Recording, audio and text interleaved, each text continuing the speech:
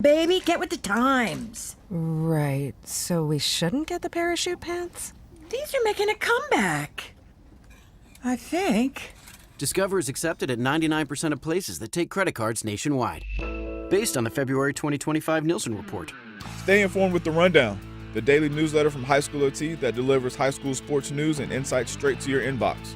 Brought to you by High School OT and powered by our sponsors, First Carolina Bank and Smith Douglas Homes. Subscribe to The Rundown at highschoolot.com. I'm attorney Brian Ritchie. Big truck accidents can cause life-changing injuries, and life-changing injuries deserve life-changing money. I know big truck wrecks, and I know how to fight those big insurance companies. If you've been hurt by a big truck, contact us at ritchielaw.com. I'm on top of it. WCMC-FM HD1 Holly Springs.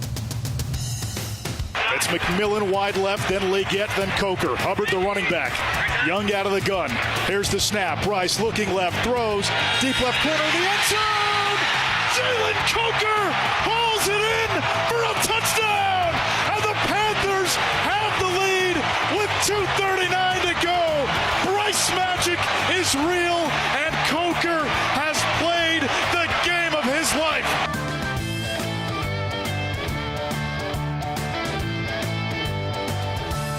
It is the Adam Gold Show. What's up? Man, it's a lot of energy for a Monday. Apologize. There's a lot going on this weekend. Yeah, it was a good weekend. I mean, wasn't a perfect weekend, obviously. Nah. But it was a good weekend. And believe that Panthers fans probably feel, while you don't like to lose when you take the lead late in the fourth quarter, but I think Panthers fans probably feel pretty good about the future. We all should be very proud of what we saw on Saturday. Yes. We weren't even supposed to be there. I just wanted it to be competitive. Uh-huh. And that's exactly what they right. did. To me, being competitive was a win. Mm-hmm. Yeah, Vegas tried to disrespect us with that spread. Well, it was, but we're going to get into it, and Will Brinson will join us in a little bit. I did think the end of the first half, so sometimes the end of the first half sets up everything. And I thought the end of the first half could have gotten away from Carolina. Big time. And it went the other way. Mm-hmm. I thought it was a complete game changer where it was, at minimum, it was a 10-point swing. And it went from, okay, this could be not good because the Rams are getting the ball to start the second half. It could have been points, break, points. Mm-hmm. And it went the other way. I thought Sean McVay did the right thing, though, in going for it. Yeah. Personally, I thought he did. We saw a couple of sequences like that this weekend where I thought it was the right decision to go. Hey, sometimes you don't get it. That's the risk. Mm-hmm. And I thought that Carolina, the play calling for Carolina, at least offensively, was good. Defensively, we can discuss. Yeah. We can discuss. That's why if Evero wants to take those interviews, you go for it, buddy.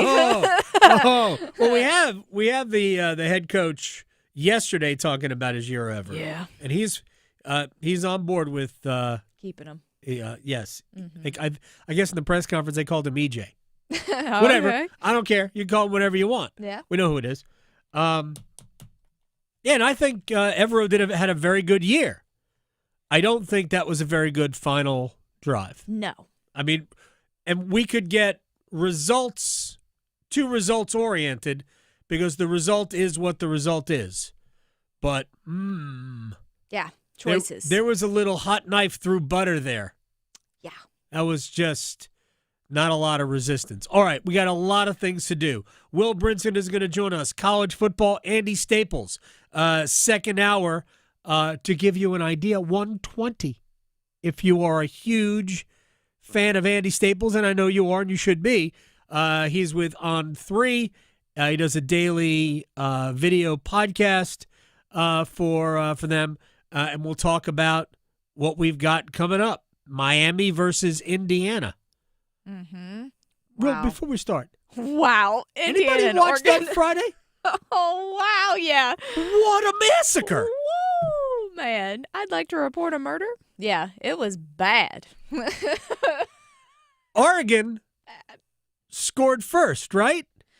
I think so. I was a little late getting to the game. I didn't see until about the second Did Oregon quarter. score first? But I'm like, what is going on? Yeah, Oregon. I'm not even sure now. I think Oregon scored. It doesn't matter. Yeah. The score was 1 billion to not 1 billion. Mm-hmm. Holy mackerel. Embarrassing. What a slaughter. Mm-hmm. Yep. We live in a world, everybody. We live in a world in the year of our Lord 2026. Yep, it's new. Where Indiana is the biggest, baddest bully on the college football block. They are.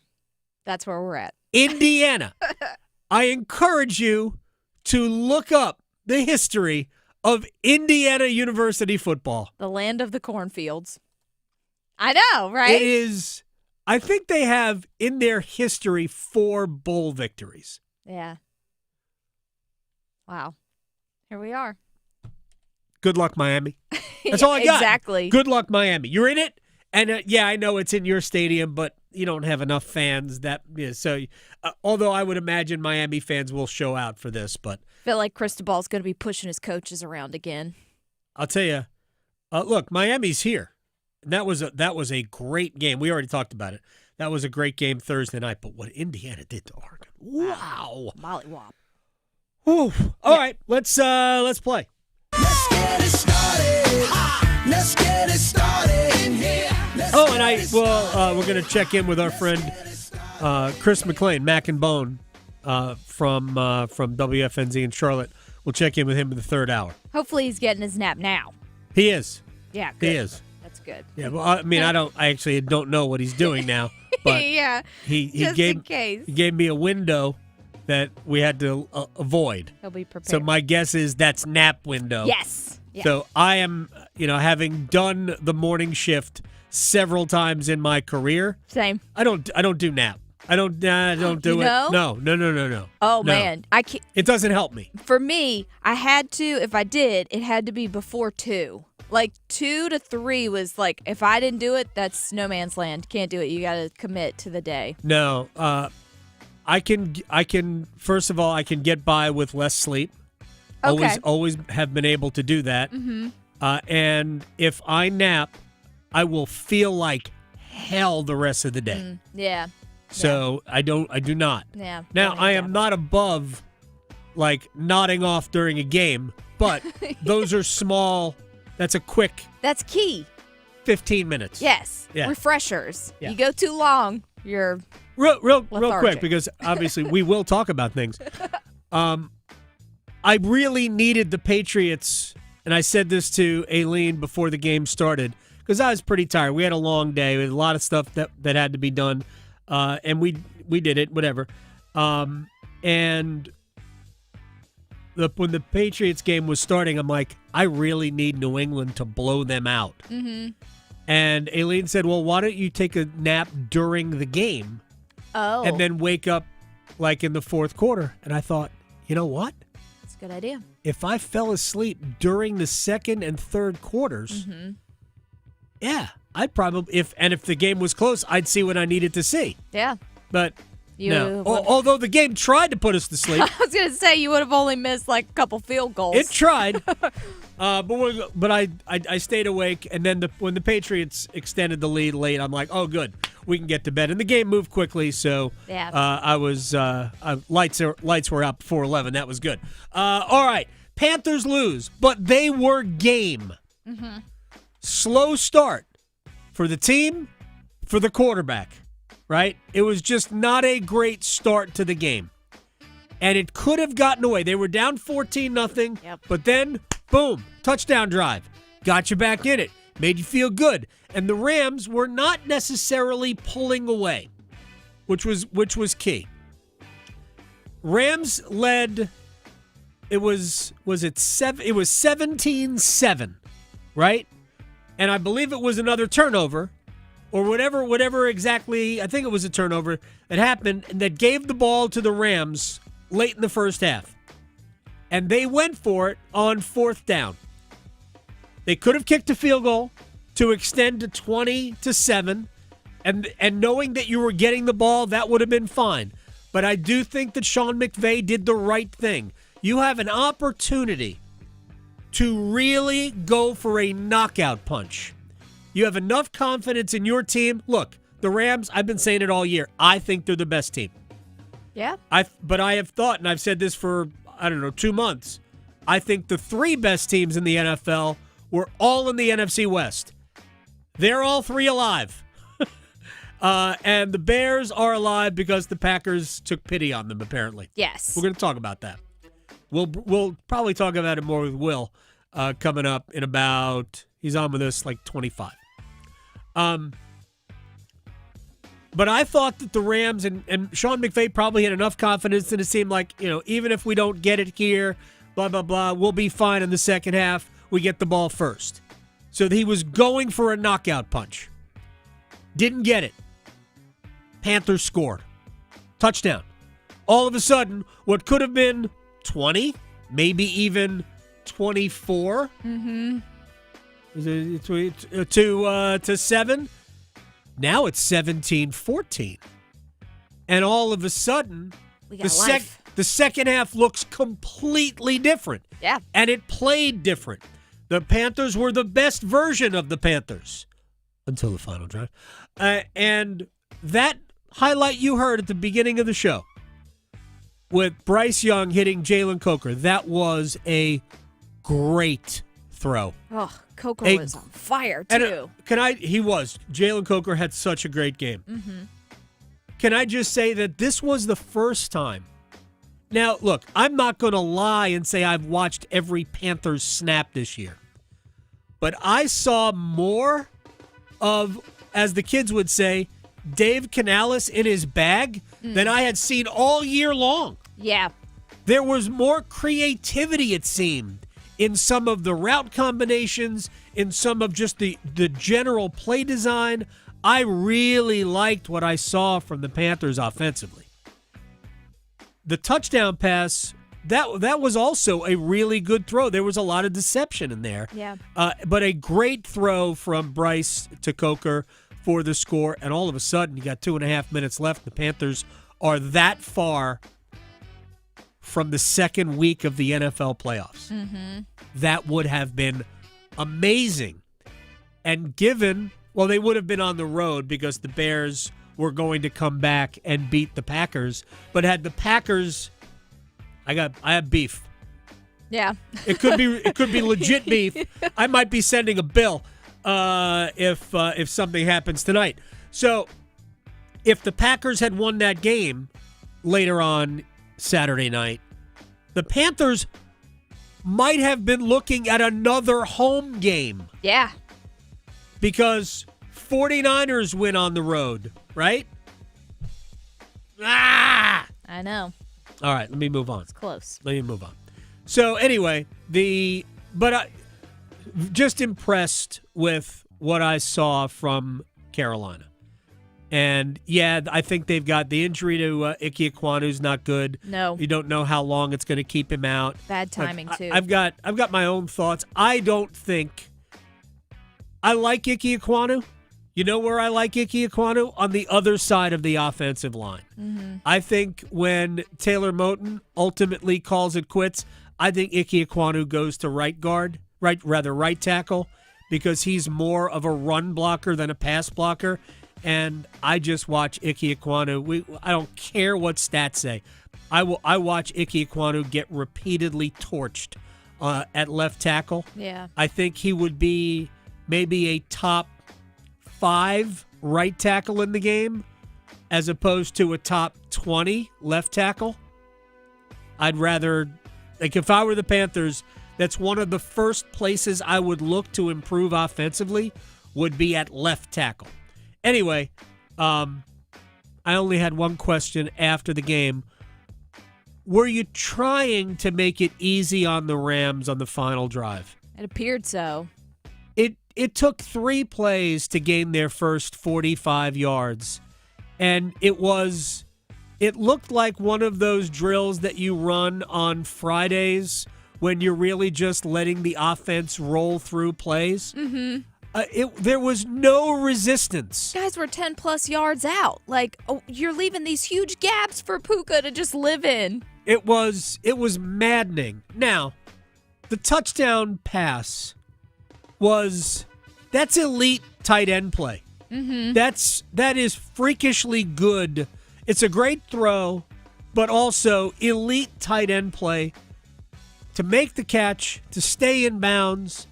We can whine all we want about coverage and things like that, but that was truly great playing on the part of Stafford to Parkinson. That was really a great play, and it sucks that it ultimately ended the Panthers season.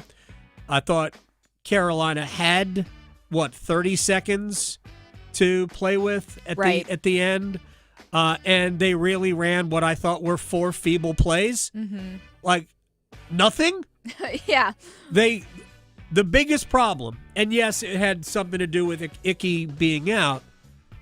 The Rams put a fair amount of pressure on Bryce Young pretty much all game. They got to the quarterback a lot, and they didn't really give Carolina a lot of time. And you needed, you only needed the field goal, right? 34-31 was the final, and I thought maybe Carolina made it a little easy on him too. At the same time, but because when you're giving up plays like that, giving up pressure like that, maybe you use that against them. Right. Maybe a little Rico Dowdle screen would have been good. Even if you just pick up 10 yards and get out of bounds, it's okay. It's better than 0. Yeah. 30 seconds is enough. 30 seconds is enough time to pick up. I guess you started but right around your 25. You needed 30 yards to be in snowball's chance range of a field goal to tie. Yeah. And it looked fairly feeble. Rico's another question mark too. I don't know if you've seen that, but he's one has to be staying. He's like, I don't know. He's upset because by the end of the season, he was less of the guy. Right. I get it. Because he had that run in the middle of the season where he looked like he was a top 5 running back in the league, and I get it. But, and I'm not even defending what the Panthers did there. I thought Chuba Hubbard was an effective player in the game. Yeah.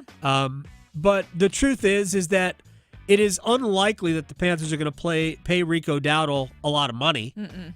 So, and I think Dowdle could probably get maybe not a lot of money by, we're not talking Saquon Barkley here, but he could get Chuba Hubbard's contract probably more elsewhere on the open market, and he's not going to get Chuba Hubbard's contract here. Just isn't. So, and Dowdle's a very good player. I hope the Panthers can figure out a way to keep him, but they're not going to keep him at the expense. I mean, they'd have to get rid of Chuba, which if you wanted to vote for that, okay, that's fine. That would be fair, but I think there's some pain involved with getting rid of Chuba Hubbard. All right, let me just let's play a little Dave Canales here. Actually, what I want to start with is Bryce Young, because again, after a slow start, and I didn't love the fourth, throws, plays at the end, which ended the game.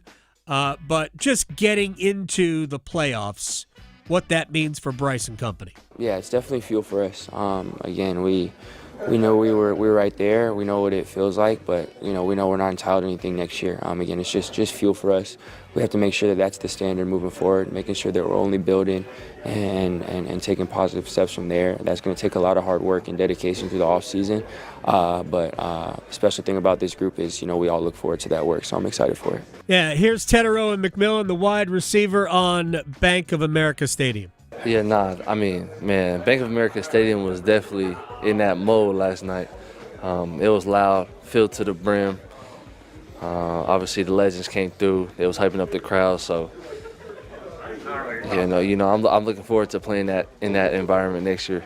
I was proud of the bank because you could tell they were loud. Like, just watching the game, you could tell the vibes were on point. Yeah. Look, I'm not going to be that guy and say, see what happens when you bring Cam Newton back, because I think the bank would have been that way anyway. Yeah. But here's what that demonstrated. Cam is still the needle for this franchise. They got to figure out how to move forward in unity, but Cam still has that crowd. And they had a whole group of the guys there too. I was like, oh, look at this the little guys club. love Cam. Yeah, so it was fun. I mean, I loved it. it's still, he is still that guy. Gosh, what a...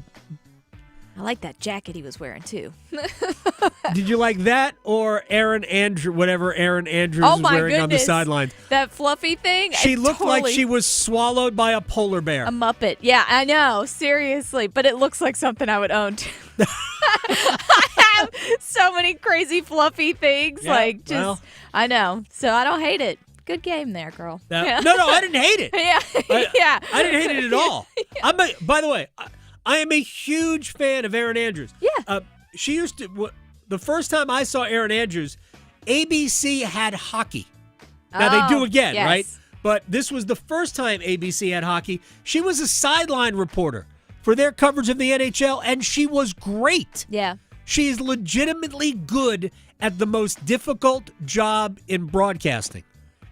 To be a sideline reporter, it's awful. Yeah. It is so hard to make that look right. She's great at it. But holy cow, that coat. I know. It was something. I immediately said that too. As soon as I saw her, I was like, whoa, look at that coat.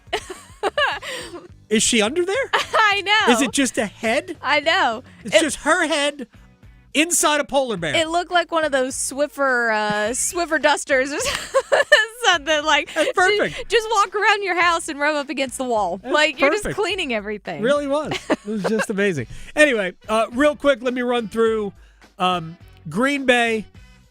Look, they're going to bring back Matt LaFleur, and I'm not against that. But the end of Green Bay's season was horrible. They gave games away. And, I don't know, were they the first team to blow a 15-point fourth quarter lead in a playoff game? I think so. I don't really care about those things. But they opened the door for the Bears. Opened it. Stop playing offense. Horrible clock management at the end. Whether it really mattered or not, I don't know. But it was horrible clock management at the end. They needed to do better. And I don't even know what to say. Other than if the Steelers win tonight, I might show up at Matt LaFleur's house. But that's never mind. Never mind. Josh Allen. Yeah. Josh Allen. He got tossed around like a rag doll in that game. They game. beat the hell out of him. I know. And he won. He did. Did you see it was a 4th and 1. They were at about the 11. And the Bills ran their version of a tush push, which is not really much. There's not much tush pushing going on. I know. They just run a quarterback sneak. Yeah, they have players behind them, but they couldn't catch. The guys behind them couldn't catch up. Mm-mm. The play, though, where they almost scored a touchdown and it was initially ruled a touchdown before it being changed. One of Allen's offensive linemen came around behind him and grabbed him. Carried him and like was a baby. carried him. Like a puppy. This is exactly what I have been talking about, that this is what the National Football League needs to ban. Forget about your player safety crap, because that's just, to me, that's performance art from the league. You should not be allowed to carry or pull or throw a teammate. Yeah. And that's, if you can't get where you need to go on your own power, yes, there is blocking, but that blocking is applied to other people. You shouldn't be allowed to be pushed or pulled. Why is this so difficult for the league to figure out? He was carried. He was literally, number 64, whoever that is, had him in a bear hug. Yeah. I'm not even sure Allen's feet were on the ground. I think they were. Maybe he was choking on something and he was doing the Heimlich. It could be. I mean, it was just, how is that illegal play? With that said, Josh Allen is the best player in the league. Yeah. And I think they're going to end up in the Super Bowl. Whether they win it or not, I don't know, because the best teams are on the other side. All right, Wilt Brinson's going to join us when we come back. We will talk playoff round 1, which is not yet entirely finished because the Steelers will host the Texans tonight. Wilt Brinson joins us next. Questioning goalie interference calls since day one. The Adam Gold Show on the North Carolina Sports Network. Listen every afternoon for The Drive with Tim Donnelly. As 2026 gets started, it feels like everything is right in college basketball because 2 of the 5 best players, and yes, best players all ages, NBA draft prospects, however you want to play it, are at Duke and UNC. Cam Boozer and Caleb Wilson are going to be one of the stories of not just the ACC, but the entire country in college basketball. The Drive with Tim Donnelly, 3 to 6 on 99.9 The Fan. It's a big day for the Carolina Panthers tomorrow, so this calls for a special Panther Party beverage. I'm Victoria Vodnecker here for Blue Shark Vodka, and even if you're not a Panther fan or a football fan in general, it's still a Friday, and that is definitely a great excuse to unwind and relax with the smoothest and cleanest vodka made right here in North Carolina. Add it as a mixer or take it straight because it's the Shark without the bite, so go check out the coolest bottle you'll find at your local ABC store or visit them for recipes at BlueSharkVodka.com. If you're exhausted, not just tired, but worn down, this message is for you. I'm Brandon Giggling, president of Parkway Sleep Health Centers. Across North Carolina, many people wait months, sometimes over a year, just to start sleep care. That wait isn't normal, and it isn't necessary. At Parkway, most patients are seen within weeks, with virtual consultations and home sleep studies that remove unnecessary delays. Sleep care shouldn't have to depend on how long you're willing to wait. Parkway Sleep, your fastest path to better sleep. Start today at parkwaysleep.com. Sound sleep, sound health. If you or anyone you care about is facing a family legal matter, call Cordell and Cordell today at 1-855-GET-LEGAL or visit CordellCordell.com to schedule your consultation. There's a lot on the line in divorce.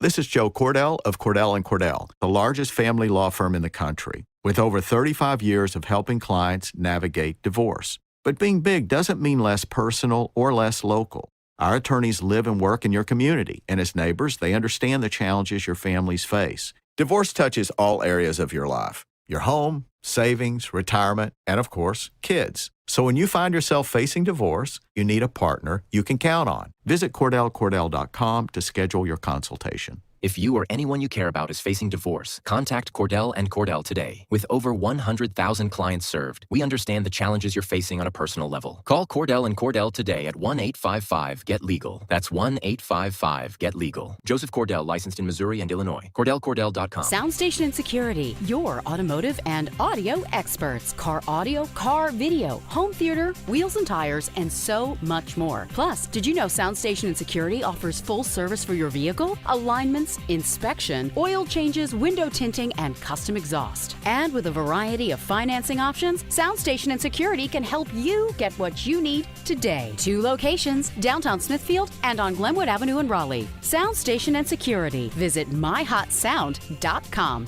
My muscles ached. I was tired all the time. My son had a full-blown asthma attack. It came out of nowhere.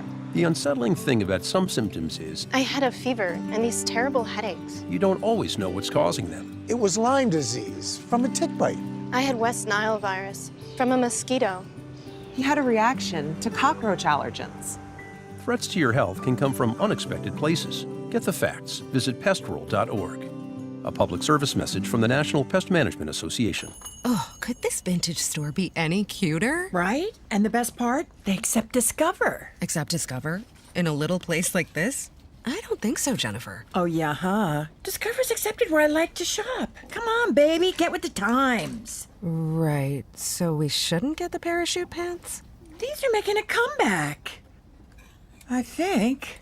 Discover is accepted at 99% of places that take credit cards nationwide. Based on the February 2025 Nielsen report. This is Adam Gold.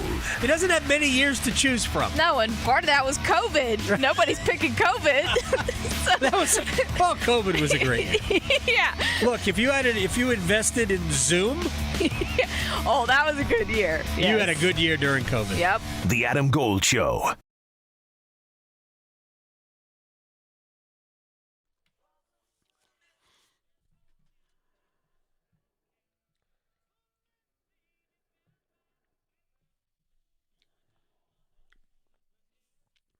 It's the Adam Gold Show. I'm Adam Gold, Victoria producing the program. Bob Weir passed away over the weekend, 82 years old. My wife asked me who's left of the Grateful Dead, and I just said both drummers. That's it, from the original. Yeah. From the original group, Jerry passed away in, I think, is 95.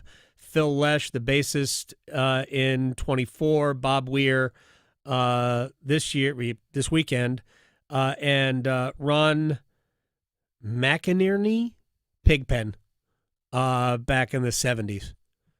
But, yeah, we're, I don't know. I don't know if Dead and Company is going to stay together. Yeah. The two drummers are still. There'll probably be a lot of tribute bands. I'm Well, sure there are, so. that'll go forever. Dead and Company is a tribute. Has been a tribute I band. was going to say, because Pink Floyd's got plenty. Yeah, so. that's true. That's true. But they're all still alive. I Pink know, Floyd, which right? is ironic. So anyway, it was sad. Actually happened. My son actually texted me about it Saturday night when we were watching the Canes and the Kraken. We move on. We will play Bob Weir-ish Dead songs today. All right, let's get to Will Brinson, senior NFL writer, CBSSports.com. He sorts the Sunday, Saturday, and Monday pile because we have 3 days worth of playoff games. By the way, Tony Dungy not happy with the playoff schedule. Maybe we'll get into that, but I'm not sure if that matters. How are you, sir? Doing well. By the way, I think Bob Weir was 78, but I could be wrong. You're probably right. Obviously, Phil Lesh might have been 82 when he passed away. Yeah. Yeah. I mean, tough loss, man. I think I saw him at the Sphere on this last run they were on. So, glad to catch one of those, one of the final shows, as it were. Shout out to James Singleton, my buddy James, who put on the fish thread. Jerry's final song belonged to Phil, Boxer Rain. Phil's final song belonged to Bobby, Sugar Magnolia. And Bobby's final song belonged to Jerry, Touch of Grace. So there you go, a little full circle Grateful Dead action. Look at that. Look at that. All right. Yeah, very cool. All right, let's dig in first to the Panthers. I mean, I know it wasn't a win, but other than the very passive way Ejiro Evero's defense, kind of set up against the Rams on that final drive, it's really hard to be upset with what we saw from Carolina, even in a loss. Yeah, I mean, like Panthers gave it their all. They 10.5-point dogs. They had a legitimate shot at winning that game. Get Matthew Stafford outside. Bryce Young played pretty well. I think you get some issues with the run game. It's like Rico Dowdle apparently wants out after not getting any carries. Yeah. But Jalen Coker and Ted McMillan flashed in that spot and looked like two pieces that New York kind of building around, and maybe see if Xavier Legette can bring something to the table eventually. You probably need to add a a slot piece to go with those guys. But Tommy Tremble was pretty good. I don't know. You finish 8-10, you lose a wild card game, but Bank of America was rocking for that game. Yeah. And I do think that when you take the last 3 seasons, which 3 years ago, absolute disaster. Last season, a real mixed bag. And then this season, maybe like a mixed bag with a playoff appearance that feels a little bit better. The problem is, I think I mentioned this last week, is now you kind of have to manage expectations a little bit, because you don't have 3 wins every year in the NFL until you just get to 17-0. It doesn't work like that. And I think that, but if the Panthers can be next year a team that hangs around 500 and makes a push for the division again, and Bryce Young takes another little step forward, or maybe even like a medium step forward, and you add some pieces in the offseason, you can sort of feel a whole lot better about where you were. And for Panthers fans, you're just wandering the woods in the darkness for, over a decade now at this rate. Yeah, here's the thing about the expectations. Like, I do think that it's worth pointing out that while they did end up, beating some good teams, and they did with their win over the Rams, their win over the Packers, there was a lot of fluff in there, right? And they got hammered by the best teams that they played, the Bills and the Patriots. Seattle was not a hammering, but they got beat. 49ers on the road. And they took advantage of a lot of the teams that they were supposed to take advantage of, with the exception, of course, of the New Orleans Saints. But, that's just true. But, they swept the Falcons, so it's kind of a wash. They went 3-3 in the division. Well, you're going to get it, but now the downside of going 8-9 and winning a division, you know what you get next year? You get the first place schedule, division right? Schedule. So, it's going to get tougher. Like, if you look at the teams that finished first last year. You look at the Chiefs' schedule. You look at the Eagles' schedule. You look at the Bills' schedule. This has been set up, and nowadays in the NFL. It's not quite as bad as it was in previous years, because now we have the extra game. And obviously with the expansion, you have a few more teams that are in that mix. But it's a little bit less egregious first place schedule versus second or third place schedule. But it's going to get a lot tougher for the Panthers next year. And I think there's a lot of places on the roster that they have to get better. But I am curious your thoughts on, because I mentioned it briefly, the way the Panthers set up defensively against the Rams on the final drive. Like, it looked like, well, if we just don't give up the big play, we're okay. Except that you gave up 3 straight 15-yard plays. So what's the difference? They're already in touchdown. They can score from here. And they did. Yeah, so I think my philosophy on that, and I think we're probably pretty aligned on this, and I think a lot of people probably agree with us, is that a lot of times on offense, when it's like you've been struggling on offense, and you figure out a way to stay in a tight game, and then it's late and you have to score, so you open it up, and all of a sudden the offense looks great. You're like, why haven't you been doing that all along? Well, the inverse is true for defense too. What's been working for you the whole game? Right. Like what's been working on defense? Is it sitting back and passively letting Matthew Stafford card you up underneath until he gets close enough to the end zone where he can hit Colby Parkinson for a touchdown? Or is it being kind of aggressive and sending some pressure? For me, I would always err on the aggressive side of things on both sides of the ball if I were in that position. But I totally understand why it is first human nature for the coaches to call these sort of defenses where it's like, all right, don't let them get behind us. It's like, well, that's great. They've got plenty of time. Yeah. They're not sweating it. Matthew Stafford is, I think if he's not, I know he's top 10. I'm pretty sure he's top 5 all time in fourth quarter comebacks and game winning drives. It's not like you're dealing with somebody who's worried about the pressure of this situation. You need to throw some junk at him. You need to get some pressure. You need to send some blitzes and make him uncomfortable and make him make a mistake. If you let Matthew Stafford sit back there and get time to get home, and you just try to get home with a 4-man rush or whatever, you're more than likely going to lose. It's you see it all the time though. It's you got to lead. Just don't let him get behind us. It's just a very passive way of playing defense late in games, and it's not a Panthers thing. It's an NFL coaches thing. Right. You don't want to give up the huge play, and it almost always backfires. Here's the thing that I was thinking about watching it, and I was at the Hurricanes game, so we have other things going on. The worst case scenario, if you play aggressively and the Rams hit you for a big play and score quickly, is that you have more time. Yes. To me, that the way the Panthers approached it, it was like, we'll let him get down into the red zone and then try to hold him. Right. Like it's the bend don't it's like the bend but don't break philosophy where you're hoping they just run out of plays late and that can work, and it worked for San Francisco against Philadelphia, right?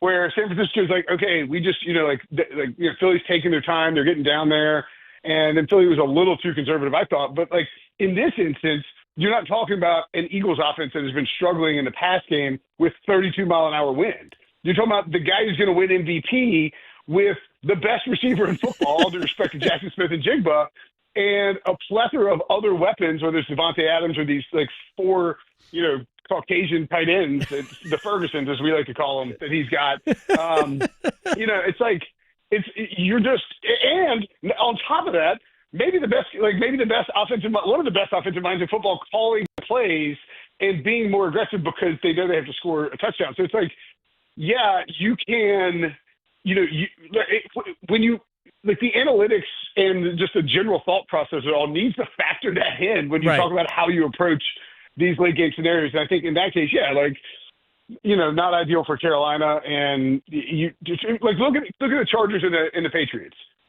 Like the Chargers were down 13 points and Mike Vrabel is still, they're still dialing up blitzes and coming after Justin Herbert because it's like, all right, and granted, it's different with 13 points. You'd be a little more aggressive, I guess, but it's like, let's just get pressure on him and end this thing. And see, that's just the approach that I would rather take. So, ding him for it. But overall, pretty good season for the Panthers. 100%. Very, very, very happy with what I saw. All right, let me get to a couple of the other games with Will Brinson here on the Adam Gold Show. I want to start with the defending champs out. It looked to me like Brock Purdy was, I don't know, maybe a closet Eagle for a while, but I thought this was also a Kyle Shanahan moment where the double reverse wide receiver Juwan Jennings touchdown pass to Christian McCaffrey, which, first of all, McCaffrey just reminded everybody that, I'm still this guy. There isn't I don't care. You could talk to me about Bijan Robinson or Jahmyr Gibbs or Derrick Henry. There isn't a running back in the National Football League I would take over Christian McCaffrey. Not a single one. Because he does everything, and when they block, he can also run the ball. But that touchdown catch was tremendous. Anyway, that's what it was going to take because the 49ers offense looked like it was a fight all game. Yeah, I think the weather was a pretty big factor in that one for San Francisco because for San Francisco to win, more playoff games, and they got a really tough one. They got banged on the schedule, too, because they play Saturday, after it's like you play Sunday, then you got to go to Seattle and play a team off a bye. Kyle Shanahan even asked the NFL in the post game. He's like, if they could be cool guys, cool dudes, and like give us a Sunday game, that'd be great. They didn't. It's a tough spot. I think San Francisco really needs to win with shootouts because the defense played great against Philadelphia, all things considered. You saw the way that Kyle Shanahan was embracing Robert Saleh after that game and just how much how much he appreciated the job that the defense did, picking up the offense and then the offense stepping up in spots when it had to. I think for San Francisco, it's like you either need the defense to play well enough that it does that, and they can beat Seattle. So it's like it's going to be either one of the two. It's going to be really low scoring or really high scoring. I think it's what it's going to be with San Francisco, and it's a tough ask to go to Seattle and win. It's the team you saw a couple weeks ago, but I do think I would absolutely give San Francisco a punch of chance. And by the way, kind of a big winner in that San Francisco upset is the Rams. They beat the Panthers. Now they have to go to Chicago, which is not easy, don't get me wrong, but I think going to Chicago versus going to Philadelphia because of the difference in those defenses is a huge win for the Rams. And if San Francisco pulls off the upset, Rams might be hosting the NFC Championship game as a wild card, which is crazy to think about. I think, but credit to Kyle Shanahan. He they were fairly conservative in how they approach things, except at like certain points when they're like asking Brock, like they got the lead, they're like, "Hey Brock, push the ball down the field." It's like, what are you doing? Like, don't have him throwing at Quinyon Mitchell in the wind. Like, this is crazy. I thought Brock acquitted himself pretty well considering the conditions. The Eagles' pass game wasn't much either. And shout out Jawan Jennings, who, as Greg Rosenthal of NFL Media points out, coming out of high school, dual threat quarterback, ranked above Lamar Jackson, Sam Darnold, and Joe Burrow. Yes, I saw that. That was great. He was more of an athlete, but as a dual threat quarterback, how about that? It was a good throw too, by the way. It really was an in stride throw. It was a little bit awkward for McCaffrey, but again, great catch, great throw, great play call. It was probably one of the 5 best throws of the night in that win from either quarterback, honestly. It is very, very possible.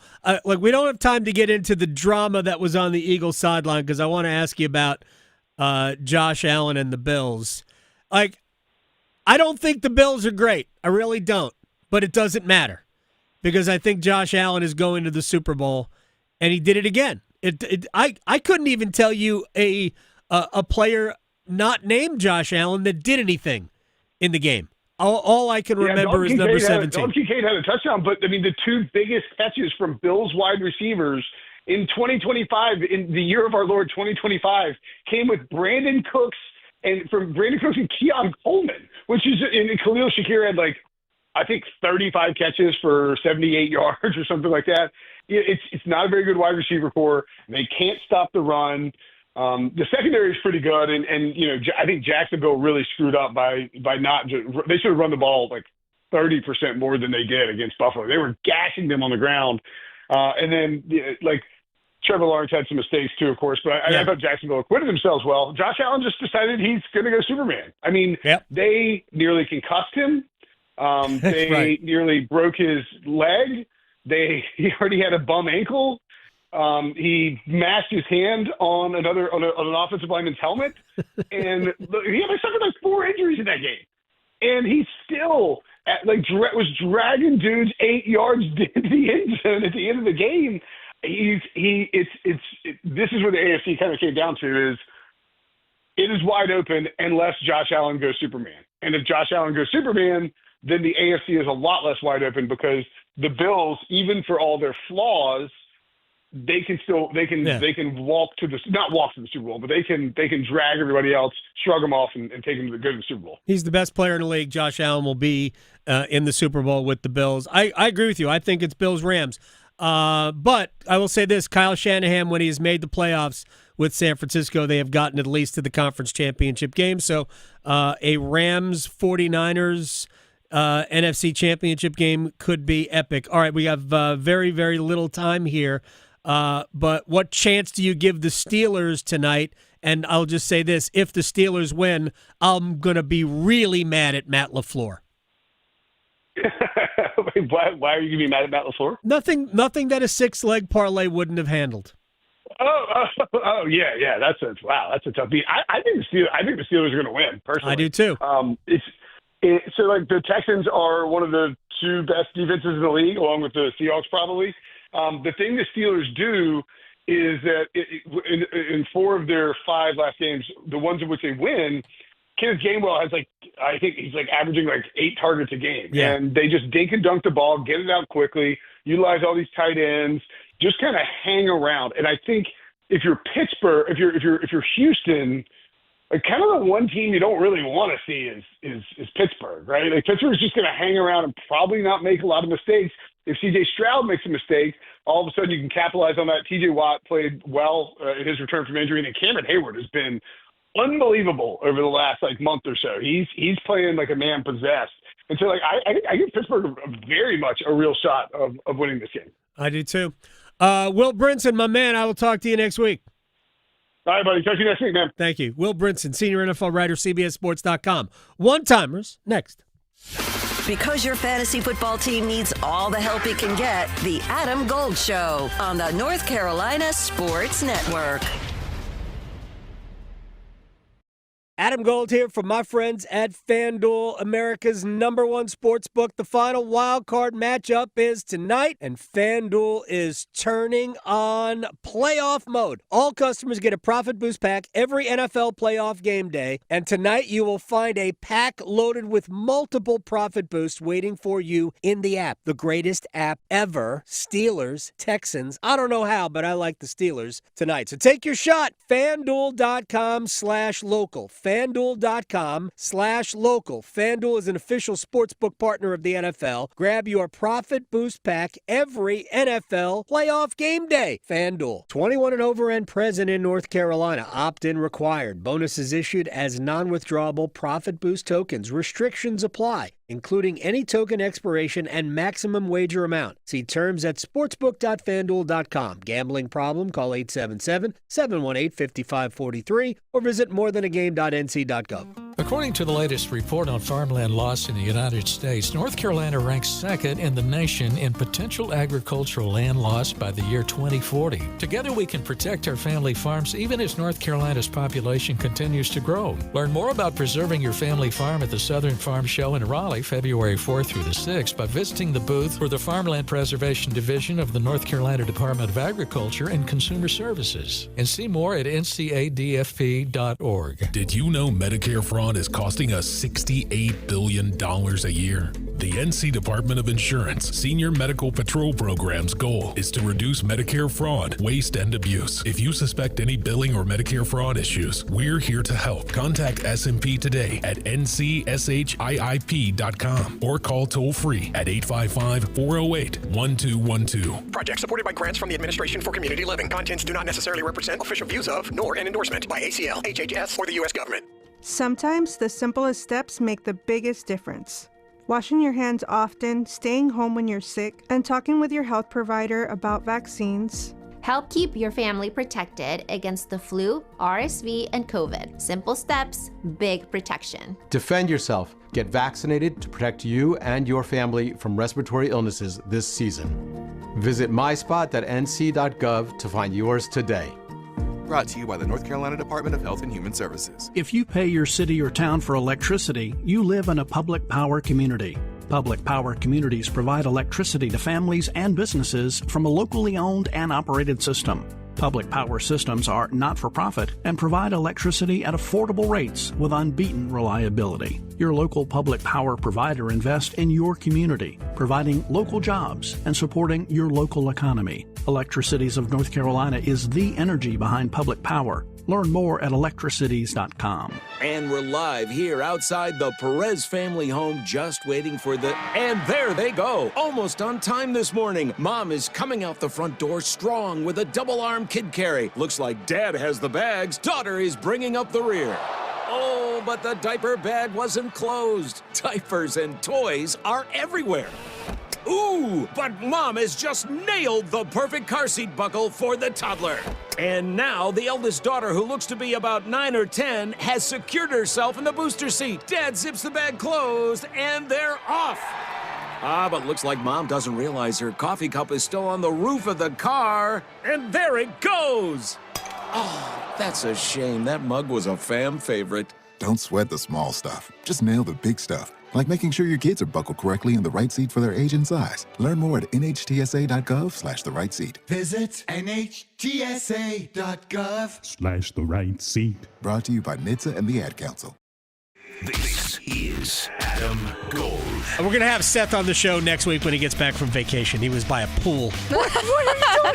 Get off Twitter. It's nicer to be on Twitter when you're by a pool anyway. No, just stop engaging with people. The Adam Gold Show.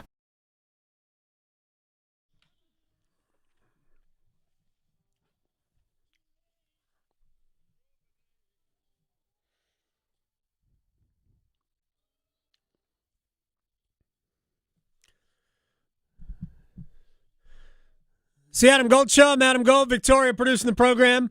Second dead song I ever saw live was this one. Was in September of 1987 at the old Capitol Center in Landover, Maryland.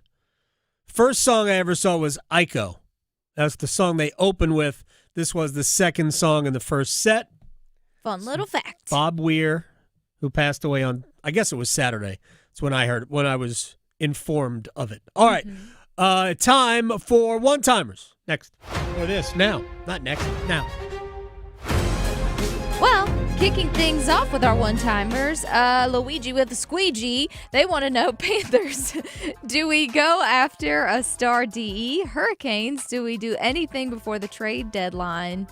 And who do we hope for? So a Panthers and a Canes question. Do you go after a star defensive end? I think, star or not. I mean, Carolina's got to get better in terms of getting to the quarterback. Must. That was kind of non-existent, really, against the Rams. None at all. And ultimately, if you're not going to cover, you at least better rush the quarterback. Because they didn't cover either on that final drive. They need pass rush help. I think they still need offensive line help.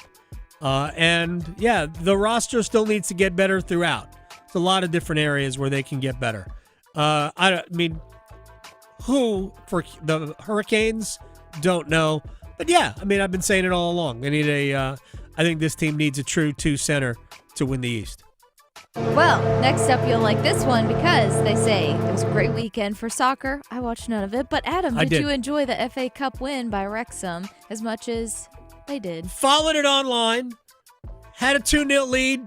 Tried to give it away. Won in pens. United lost to Brighton, which is not that big a surprise. But how about the biggest surprise? Xabi Alonso is out at Real Madrid. 7 months. That's it. Gone. Wow. Los Blancos. Because your fantasy football team needs all the help it can get, the Adam Gold Show on the North Carolina Sports Network. Hi, it's Adam for my friend Gordon Miller. He is the man who invented the no closing cost mortgage back in 1987. I've heard recent commercials that Gordon has done, and we talk about these things all the time. He has never been able to figure out why people are willing to pay thousands of dollars just to save $50 a month. $50 a month. Look, I like saving $50 a month, but I am not about to pay $5,000, $6,000, $7,000 just for that benefit, especially with mortgage rates dropping. If you pay fees now and you want to refi later, you will have wasted all of those closing cost money. What could you have done with that money? Yes, exactly. It's yours. You keep it. Miller Lending, home of the original no closing cost mortgage on Kildare Farm Road in Cary, an equal housing lender, NMLS ID 250-2146. Listen for college football's best through January 19th. From the Military Bowl to the Natty in Miami, every major bowl game will be brought to you live. The Miami Hurricanes are headed back to the championship game, and they'll have a chance to win it at their home stadium. Miami 31, Ole Miss 27. Bowl season on 99.9 The Fan and Buzz Sports is presented by Wake Men, Roofworks, and Wilkinson Chevrolet Cadillac Buick GMC in Sanford. It's bow time. A leg and thigh dinner from Bojangles for just $6.99. Leg and thigh dinner from Bojangles for just $6.99. So crispy. So crispy. And juicy. And juicy. So much flavor. So much. Stop it. What are you doing? What, you expect me to get this delicious deal and not say anything? You're unbelievable. You're unbelievable. With a boldly seasoned leg and thigh, choice of fixin', a biscuit, and legendary iced tea, it's a deal so good it's worth repeating. So eat and repeat while it lasts. It's bow time. It's bow time.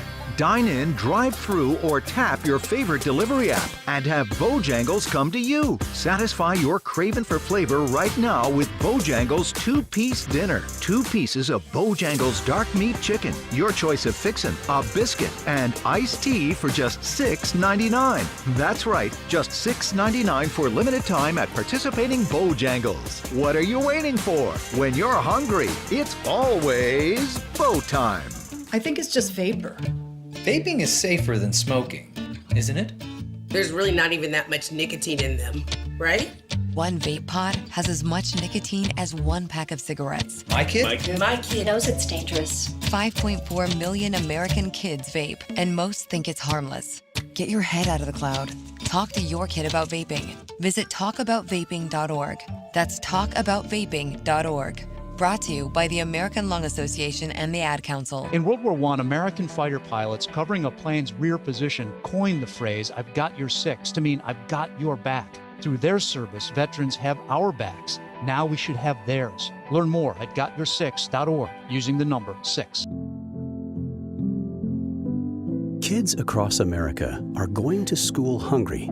Millions of kids every day. But one simple thing can help change all of this for a hungry child in America. Good, healthy food and the energy it brings. With help from caring people across America, No Kid Hungry is providing healthy meals and hope to hungry kids so they can build better futures.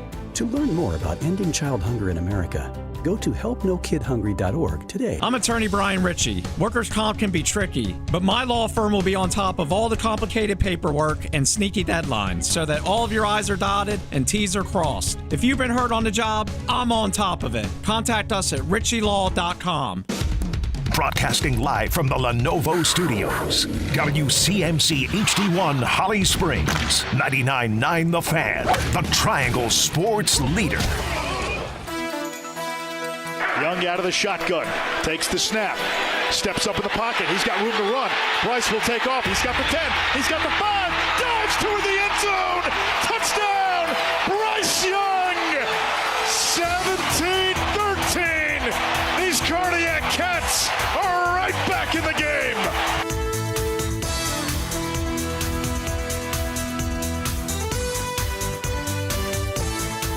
It's the Adam Gold Show. I am Adam Gold. That touchdown late in the first half, man, what a flip. Oh, yeah. What a flip in that at the end of the first half. They needed that. I needed that. Yeah, I know. Everybody did, right? And I'm at the Hurricanes game. By the way, it's the Adam Gold Show. We're on YouTube. So go to YouTube, search Adam Gold Show or 99.9 The Fan. Either way, you can watch us do the show. Invite you to do so. But I remember watching it. It was 14-0 before, I guess the first quarter ended. It was 14-0. Well, it actually wasn't because the Rams scored their second touchdown right, very early on in the second quarter. But the Panthers countered to make it 14-7. And the Rams kicked the field goal to make it 17-7. Panthers punted, and the Rams they punted, but it was fumbled by Etienne. That's right. Now the whole thing is coming back.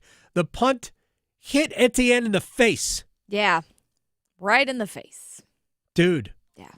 Anyway, look, catching a punt is not easy. No. It is just not easy. I'm not jealous of that job at all. These guys who do that and make it look easy, they're amazing because it is just not easy. Anyway, that fumble gave the Rams an opportunity at 17-7 to maybe not put the game away, but really put a hurt on the Panthers. They went for it on fourth down rather than kick a field goal, and they were well within field goal range. Could have made it 20, but they didn't. Didn't get it, and the Panthers responded with an 81-yard drive in 5 plays, and Bryce Young ran it in for the touchdown. What a turnabout it was at the end of the first half. A great sequence for Carolina. And then they started the third quarter. You got to stop. You got points to tie it, right? And then it was back and forth the rest of the way. Yeah. And you felt like, oh, my gosh, the Panthers are legitimately in this game. Yeah, they could actually win. And that was, we in the roundtable on Friday, both Travis Hancock and Jeremy Green both basically said the same thing, that if they're in it with a chance to win it, that's all you could ask for. Yeah.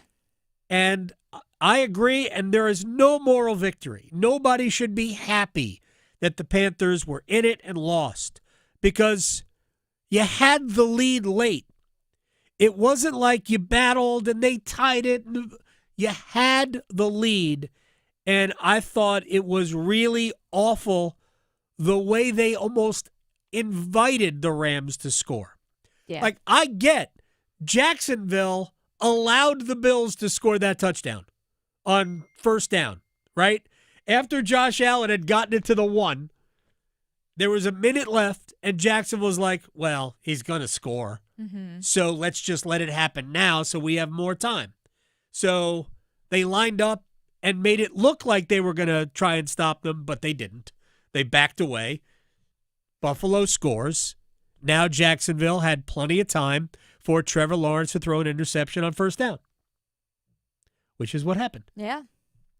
But I didn't love the way the Panthers defended is not even the right word. There was no press coverage. They were giving way too much of a cushion. And 7 yards, 10 yards, 6 yards, 12 yards, 15, 18, all of a sudden, boom, right down the field.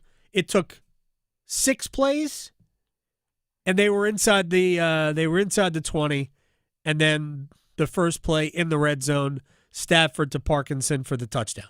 Yeah. It took no time. Barely done anything for them all season. It's a great catch, Yeah, man. Holy cow. It's fantastic. What a dynamite play. Anyway, Panthers still had 38 seconds, and it was almost like they were not prepared for those for those 38 seconds. Look, I am not going to criticize that. I wish it had turned out differently. I really do. They really played, after taking that punch early, they really played a very good game. Yeah. A very good game. Good for them. We'll see. I'll ask you this question. I am still in the same place I was before the game on Bryce. Was there anything that convinced you that Bryce is the guy going forward? No, not really. I mean, to be honest, I will say I was very proud. I did have a proud moment where I did see growth when he went in for that touchdown and he ran it, because old school Bryce loves to just sit back and run, or loves to sit back and try to throw it to somebody else when you can run. Right. And this team needs a quarterback that can scramble and run for things. Because they can't protect him. Yes. Yeah. Exactly. So, and so seeing him go for that touchdown, I was proud of him because that is very un-Bryce-like sometimes. And it was growth. But no, I just there were enough. We needed to be better here. Yeah. In the first half, I thought second half Bryce was great. Yeah. Right, but first half Bryce wasn't. But again, I'm in the exact same position I was. Yeah. I think his baseline is he's a quarterback you can win with. Yeah. That's sure. where that's not franchise quarterback to me. No. There's but two different things. The baseline is I think he's a quarterback you can win with, and we will see how much closer he can get to where the Panthers need him to be. Yeah. But I would not extend him. I would pick up his 5th-year option and know that I've got 2 years to figure out what's next. If next is Bryce, Sure. you've got plenty of time to figure that out. And if it's not, and if what's it's not, the next one? You've got 2 years to find a replacement. Like I told Will before he came on with you, right? We had our own talk beforehand, and I said, as a Panthers fan, do I feel good about next season? I feel okay, but I'm still holding my breath to see how it turns out, because the Panthers have shown us that consistency has been an issue for them. So I know there's big question marks about who's coming back, so that's a whole nother thing. But yeah, I would love for them to pick up where they left off. Do I have faith that they will? No. Well, where they left off was on a 3-game losing streak. 8 and 9. They lost 3 straight games. Yeah. You don't want them to pick up where they left off. I know. Well, but Panthers. Right. Welcome to the Carolina Panthers. Will brought up the most important aspect of what this year means for next year, in that schedule's harder. Yeah. You finish first, so you're going to get, in your division, you're going to get the Eagles, Bears. I mean, anybody in the NFC North was going to be tough, even the Vikings. So Bears and Seahawks. You know you get those three, but when you finish first, you also get other top teams. Right. You get some seconds, you'll get some thirds, so that the schedule gets a lot more difficult. Right. I don't know which AFC division the Panthers play next year, but so you play everybody in the division, so it really doesn't matter. It won't be the East, so there won't be automatically one bad team. Mm-hmm. Yeah. And if you play the North, the South with Colts, Texans, Jaguars, Titans. Titans are no good. Probably will not be any good next year. But Colts will be good. Texans will be good. Jaguars will be good. Yeah. Well, and I know people in the YouTube stream, I guess, were blowing people's minds with the Bryce take. But here's the take. I just want to see consistency. We're not saying that he's trash. We're just saying, like, for me, I would like to see consistency because in high-pressure situations, I am not convinced that Bryce will make the best decision at all times. So he makes good ones. I like I said, I like the growth where he actually went for it and got that touchdown. But am I 110% confident that he's like going to always do that moving forward? No. It's obvious it takes a while for him to get the chemistry with his guys, too. Well, Tedero and McMillan was very good yesterday. Jalen Coker was very good. There wasn't enough from the other guys to really tell you, what's going forward. Mm-hmm. Really wasn't enough from Leggett or Horn. They need more options. They need a better tight end. They just do. The Carolina's tight ends are just Mm-hmm. There's nothing there that wows you. So they need better there. If Dowdle doesn't come back, and I don't anticipate him coming back, they'll need another running back option. Trevor Etienne got a carry early, which surprised me. Mm-hmm. I'm like, really? Is this what's going on today? Yeah. But so I don't know if Etienne is really somebody who is good enough to be a running back in the league, being part of your rotation. Chuba will be there, I'm guessing. And if they re-sign Dowdle, it probably comes at Chuba's expense. I don't know. Dowdle is a better receiver, although Chuba did both. Right? He was part of both. Yeah. So he was not terrible, but by any stretch of the imagination. But they didn't run the ball well. No. So, I mean, their best running back was number 9. Mm-hmm. Exactly. I mean, they just did not. They really didn't run the ball well at all. All right, let me just move on to a couple other quick things. We are 1 week away from the national championship game in college football. Andy Staples from On3 is going to join us in less than 10 minutes, and we'll talk about that. It is Miami versus Indiana, like everybody assumed at the beginning of the year. Right. Everyone had it on their betting slip. Indiana is a machine. A machine. To watch that Friday night was to go, are you kidding me? They destroyed Oklahoma. Yes, if Oklahoma combined with Oregon. Right, the other O state. They would have destroyed both of them at the same time. Right. They are out there to take souls. It is absolutely incredible to watch. Good luck to the Hurricanes. Now, we'll talk to Andy Staples about this. We talked about it on Friday, there are a lot of people who are dunking on the Southeastern Conference. Frankly, I'm here for it.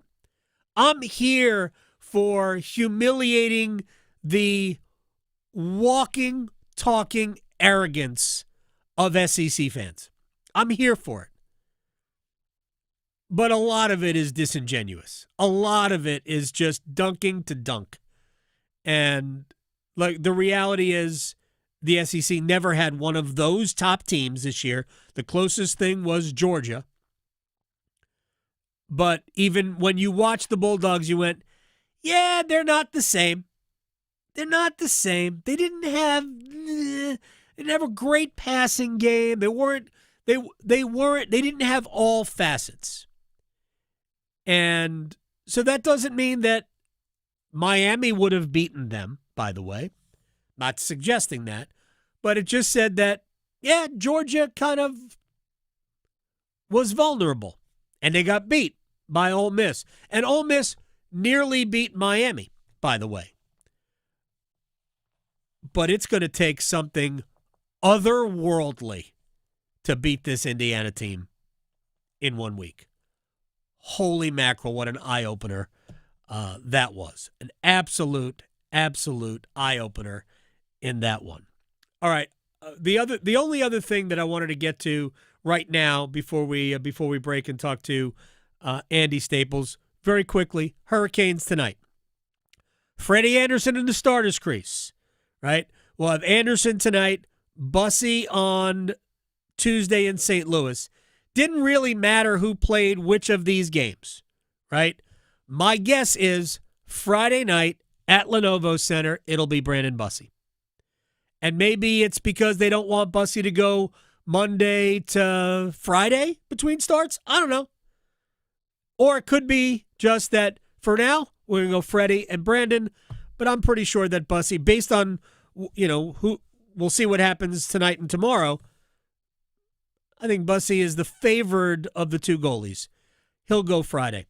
By the way, that might be the Matthew Tkachuk season debut. Florida's in town on Friday. Oh, boy. Folks, Hurricanes are going to win that game. I'll tell you right now, Hurricanes are going to win that game on Friday. But also, Will Carrier did not practice tonight or today. And Rod Brindamore said after the morning skate that he was unavailable. So will Carolina draw in Jesperi Kotkaniemi, who, based on 32 Thoughts, the blog or the podcast, the Hurricanes are actively looking to give him a fresh start elsewhere. Will Kotkaniemi draw in? Will Rod Brindamore go with 11-7 with 7 defensemen? My feeling is Kotkaniemi's going to play. It doesn't make sense to go 11-7 if you have a healthy forward on your roster, and they do. So I think Kotkaniemi will play. I don't think the only way he won't play is if a deal is imminent and they don't want to risk injury to him in order to facilitate this deal. All right, when we come back, Andy Staples from On3, we will talk college football and the machine, the inevitability that seems to be Indiana football. Next. His Zamboni is bigger than yours. The Adam Gold Show on the North Carolina Sports Network.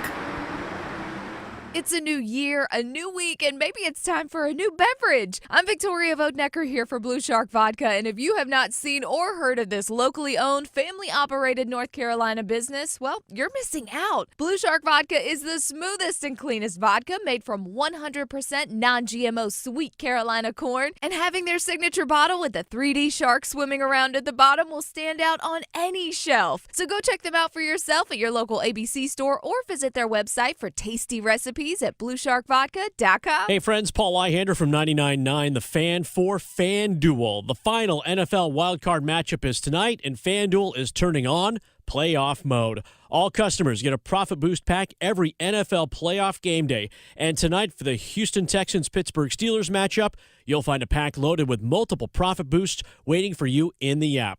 Take your shot on the upset. Houston's favored by 3 in this one, or build a parlay that fits the moment. Then apply your profit boost and go after even bigger payouts as the playoffs get rolling. So visit FanDuel.com/Paul, P-A-U-L. FanDuel, an official sportsbook partner of the NFL, and grab your profit boost pack every NFL playoff game day. 21 plus and present in North Carolina. Opt-in required. Bonus issued as non-withdrawable profit boost tokens. Restrictions apply, including any token expiration and max wager amount. See terms at sportsbook.fanduel.com. Gambling problem? Call 877-718-5543 or visit morethanagame.nc.gov. What's this? We're expanding the North Carolina Education Lottery Winners Club. That's a pretty big wrecking ball. Well, with all these new scratch-offs, this place is going to be packed with new winners. Okay, let's go ahead and knock this wall down. This is where we're putting the polo field. Whoa, patience, Trixie. This month's tickets are loaded with $90 million in total prizes. The Winners Club awaits. Must be 18 to play. Approximate overall odds winning range from 1 in 3.35 to 4.68. Problem gambling helpline 877-718-5543. If you or anyone you care about is facing a family legal matter, call Cordell and Cordell today at 1-855-GET-LEGAL or visit CordellCordell.com to schedule your consultation. There's a lot on the line in divorce. This is Joe Cordell of Cordell & Cordell, the largest family law firm in the country, with over 35 years of helping clients navigate divorce. But being big doesn't mean less personal or less local. Our attorneys live and work in your community, and as neighbors, they understand the challenges your families face. Divorce touches all areas of your life: your home, savings, retirement, and of course, kids. So when you find yourself facing divorce, you need a partner you can count on. Visit CordellCordell.com to schedule your consultation. If you or anyone you care about is facing divorce, contact Cordell and Cordell today. With over 100,000 clients served, we understand the challenges you're facing on a personal level. Call Cordell and Cordell today at 1-855-GET-LEGAL. That's 1-855-GET-LEGAL. Joseph Cordell, licensed in Missouri and Illinois. CordellCordell.com. Giving your child their first phone is an important and often difficult decision. After all, it is a milestone in your child's development. The Phone Ready quiz from the American Academy of Pediatrics can help make this decision easier. Go to healthychildren.org/Phone Ready quiz to take a short questionnaire that'll help you decide if you and your child are ready, almost ready, or not yet ready for their first phone. Go to healthychildren.org/Phone Ready quiz today. Member Week is here for pros at Lowe's. Get up to 40% off hundreds of items from tools and paint to kitchen and bath and more. Just in time to stock up for this year's jobs. Plus, earn 5 times the points on an eligible purchase. Shop member deals in-store and online from January 8th through the 14th. Still not a member? Join for free today. Lowe's. We help, you save. Point boosters subject to exclusions and more terms apply. Loyalty program subject to terms and conditions. Visit Lowe's.com/terms for details. Subject to change. This is Adam Gold. You know, soap attracts dirt, right? That's what soap does. It attracts dirt. Right now, Bill Belichick is soap. That's what he is. Yeah. He's soap. Yeah. He's attracting all this dirt. Or he's like an overripe banana and it's attracting all these gnats. The Adam Gold Show.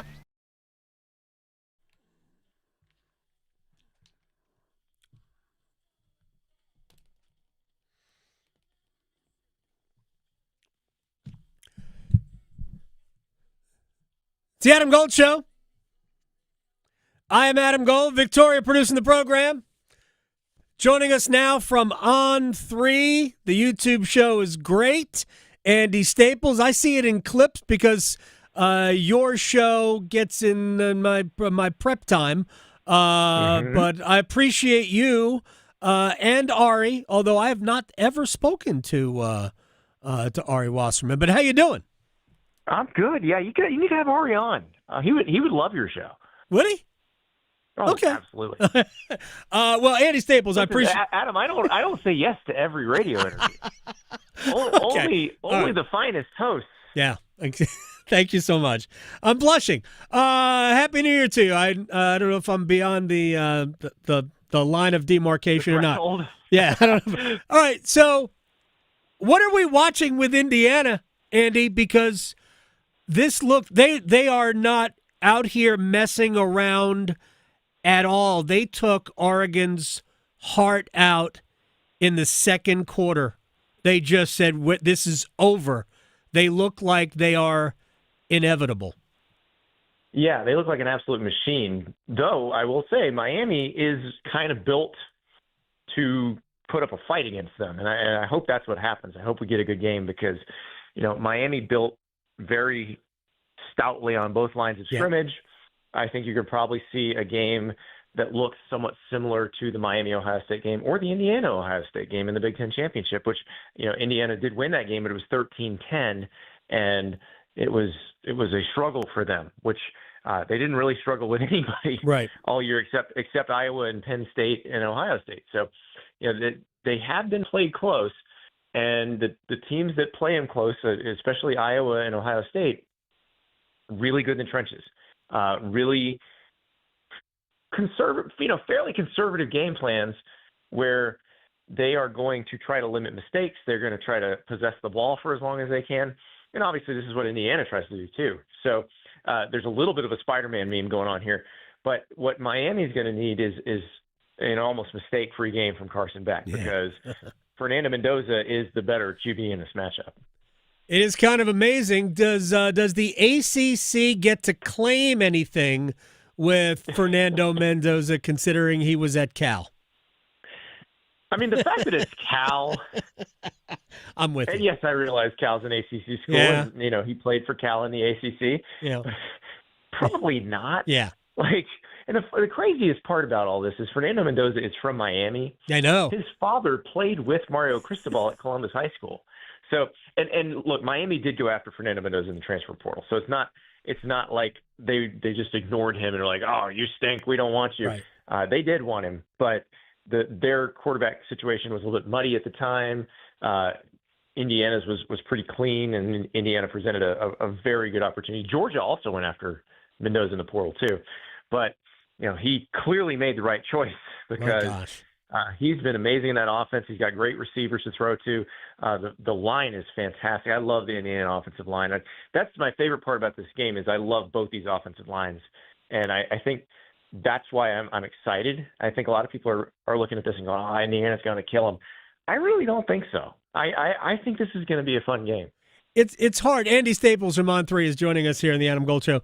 It's hard based on watching that because I actually saw, and I actually don't know what the line is. I know the line is bigger now than it would have been had Indiana just beaten Oregon rather than humiliate them.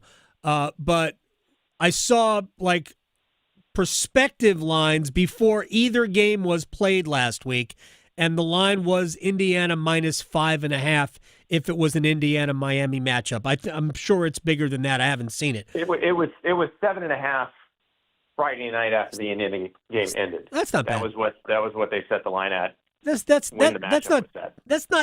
not too bad. That's actually pretty good for Miami. But one of the things that I thought about Miami and why I thought they would beat Ole Miss, and that was a fun football game, was that the reason why Miami is good, as you said, is because they are good on both lines of scrimmage. And to me, the eye-opening game of this entire playoff wasn't so much what Indiana did to Alabama or to Oregon, which was, for me, it was the way Miami pushed Ohio State around.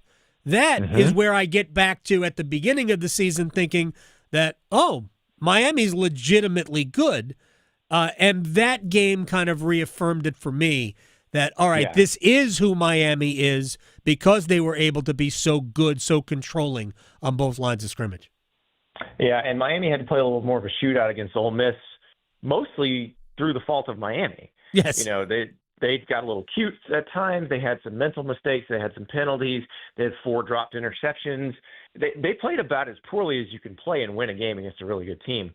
This is another reason why I think I like this game being a little closer. I just looked up the spread. It's now 8.5. Indiana by 8.5. But by the end of this conversation, it'll be 10. Exactly.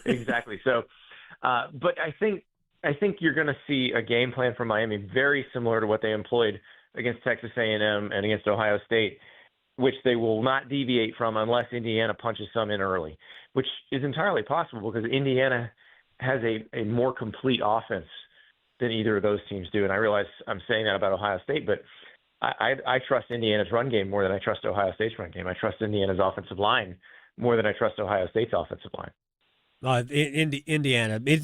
I want to get to a historical perspective on it in a second, but I go back to you mentioned that Miami was responsible in some ways for the Miami Ole Miss semifinal being hairy hairier than it needed to be. And it takes me back to the opener because I do think we would have been having a very different discussion about Miami in the middle of the season when we got into the college football playoff ranking part of the schedule, had they simply done to Notre Dame in the fourth quarter what they were doing to Notre Dame for the first three.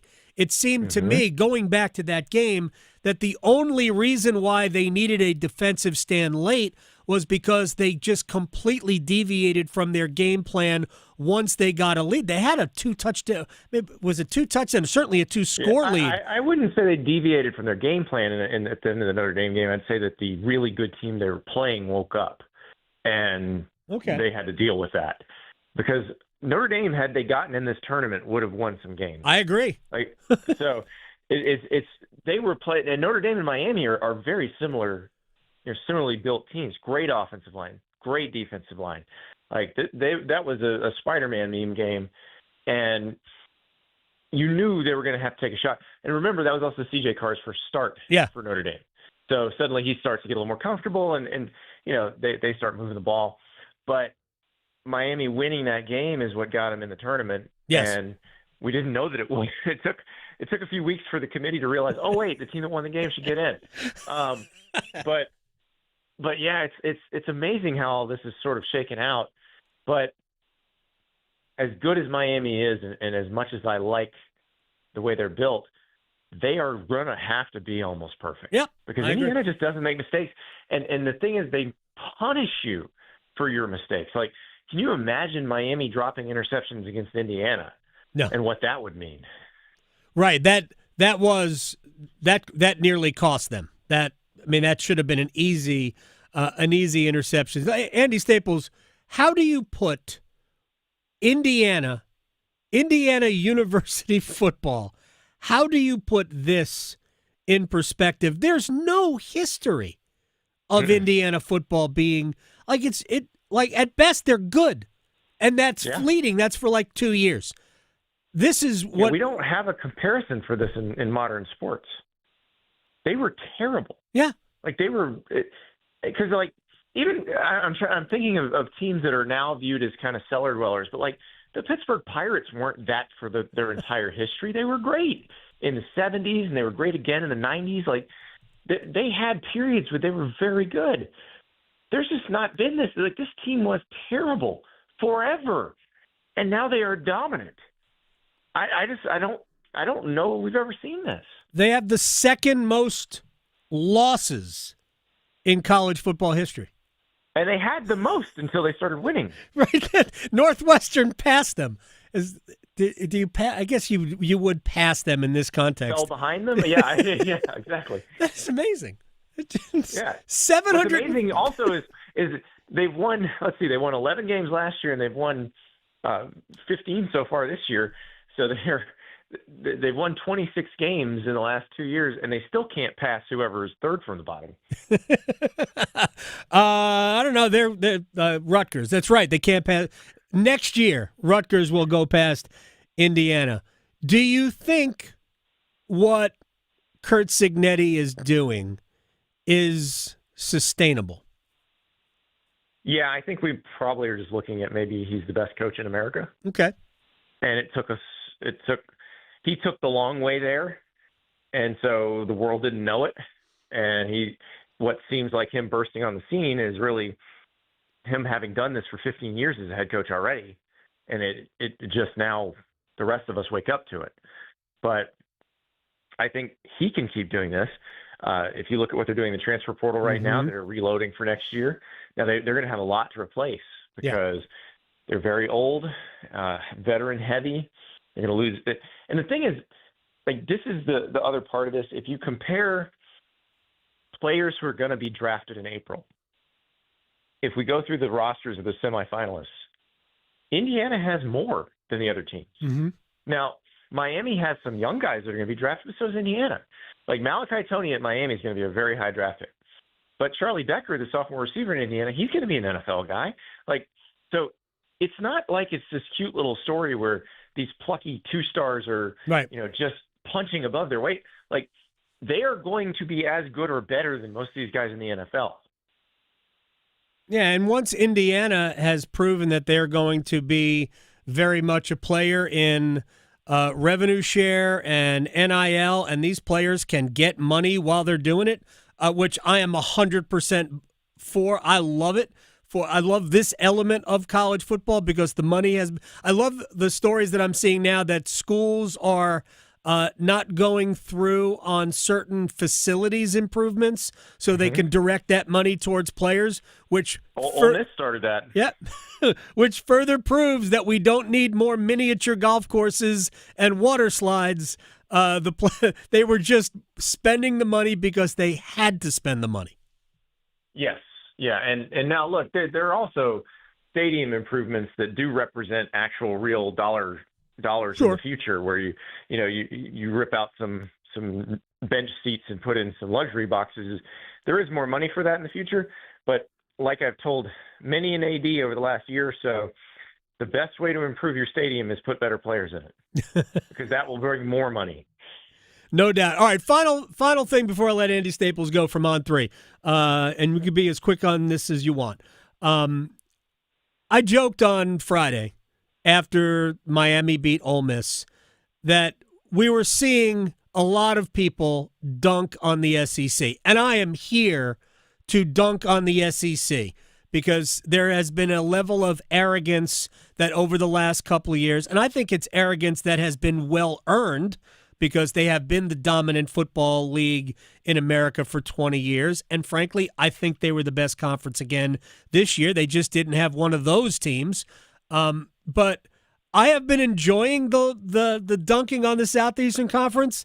But, I mean, to me, it's a little bit disingenuous because I do think they were the best league. They had 7 teams that could have made the playoffs. Not all of them deserved it, but they were certainly worth discussing. Texas and Vanderbilt could have been part of the mix. Alabama, in my opinion, should have been out. But what is your view on everybody now taking their shots? I think take their shots if they want. As far as what's the most talented league, the NFL draft tells us that every year. Yep. Because those people aren't biased toward anything but keeping their own jobs. And so they don't care what conference the player comes from. They're like, this is the best player I've seen. I will take this player. So the SEC has still got the most. The gap did narrow, though, last year. Yeah. I think I want to say they were only 7 ahead of the Big Ten. Now, the Big Ten has 2 more schools. But when we see that gap close, which I think we will, then you do need to start – because my thing with the SEC is not that it stinks or anything like that. It's that it doesn't need to get the benefit of the doubt that it does, because you just mentioned you could make the argument for Texas or Vanderbilt, or make the and I also didn't think Alabama should be in. I thought Notre Dame should be in over Alabama. But what about Iowa? Like, what were we saying about Iowa on championship weekend? Now, they had 4 losses. They probably weren't going to be in the mix, but we weren't talking about them in the same breath as Texas and the same breath as Vanderbilt. We saw a relatively full-strength Iowa play a relatively full-strength Vanderbilt. Guess who won? Oh, I guess it was a bowl game. I guess Iowa won that game. Right. But what did Iowa do when they played Oregon and Indiana? Oh, yeah. Gave those teams absolute hell. So what I'm saying is, why don't they get the same benefit of the doubt that a Texas or a Vanderbilt got? Oh, yeah, 100%. What did was it Clark Lee said after the season that every team from the SEC, I mean, obviously it's hyperbole and it's really directed towards his team, but if you play in this league, you should be considered, right? It's that level, and of course Greg Sankey doesn't help matters. By the way, do you think we're headed to 16? I think that's what everybody wants, but the Big Ten is trying to get everybody to commit to 24 later, which nobody wants. No, except the Big Ten. So I don't know if they'll do it. They have to come to agreement by the 23rd, or they're just going to stick at 12. I really have no problem sticking at 12. I agree with 12's fine. I think 16 would be fine. I think anything bigger than 16 would be way too much. And I know people say, well, if you think 16 is fine, you should be fine with 24. No, No, there's a perfect number for everything. Like the NCAA basketball tournament, the perfect number was 64. Yeah. They should go back to that. That's perfect. Yeah. Never change that. Go back to it and never change it. Like 16, I think, might be the perfect number for football, but I really like 12. I'm pretty good with 12. And the only thing I don't like about it is I don't like the buys, and I would like to see those top teams get home games too. Well, that's the thing. You can fix the home game thing tomorrow if you want, Sure. but you've got all these bureaucrats that have been greased by the bowl people for their entire careers, and they don't understand that they could just say, we don't need you anymore. Goodbye.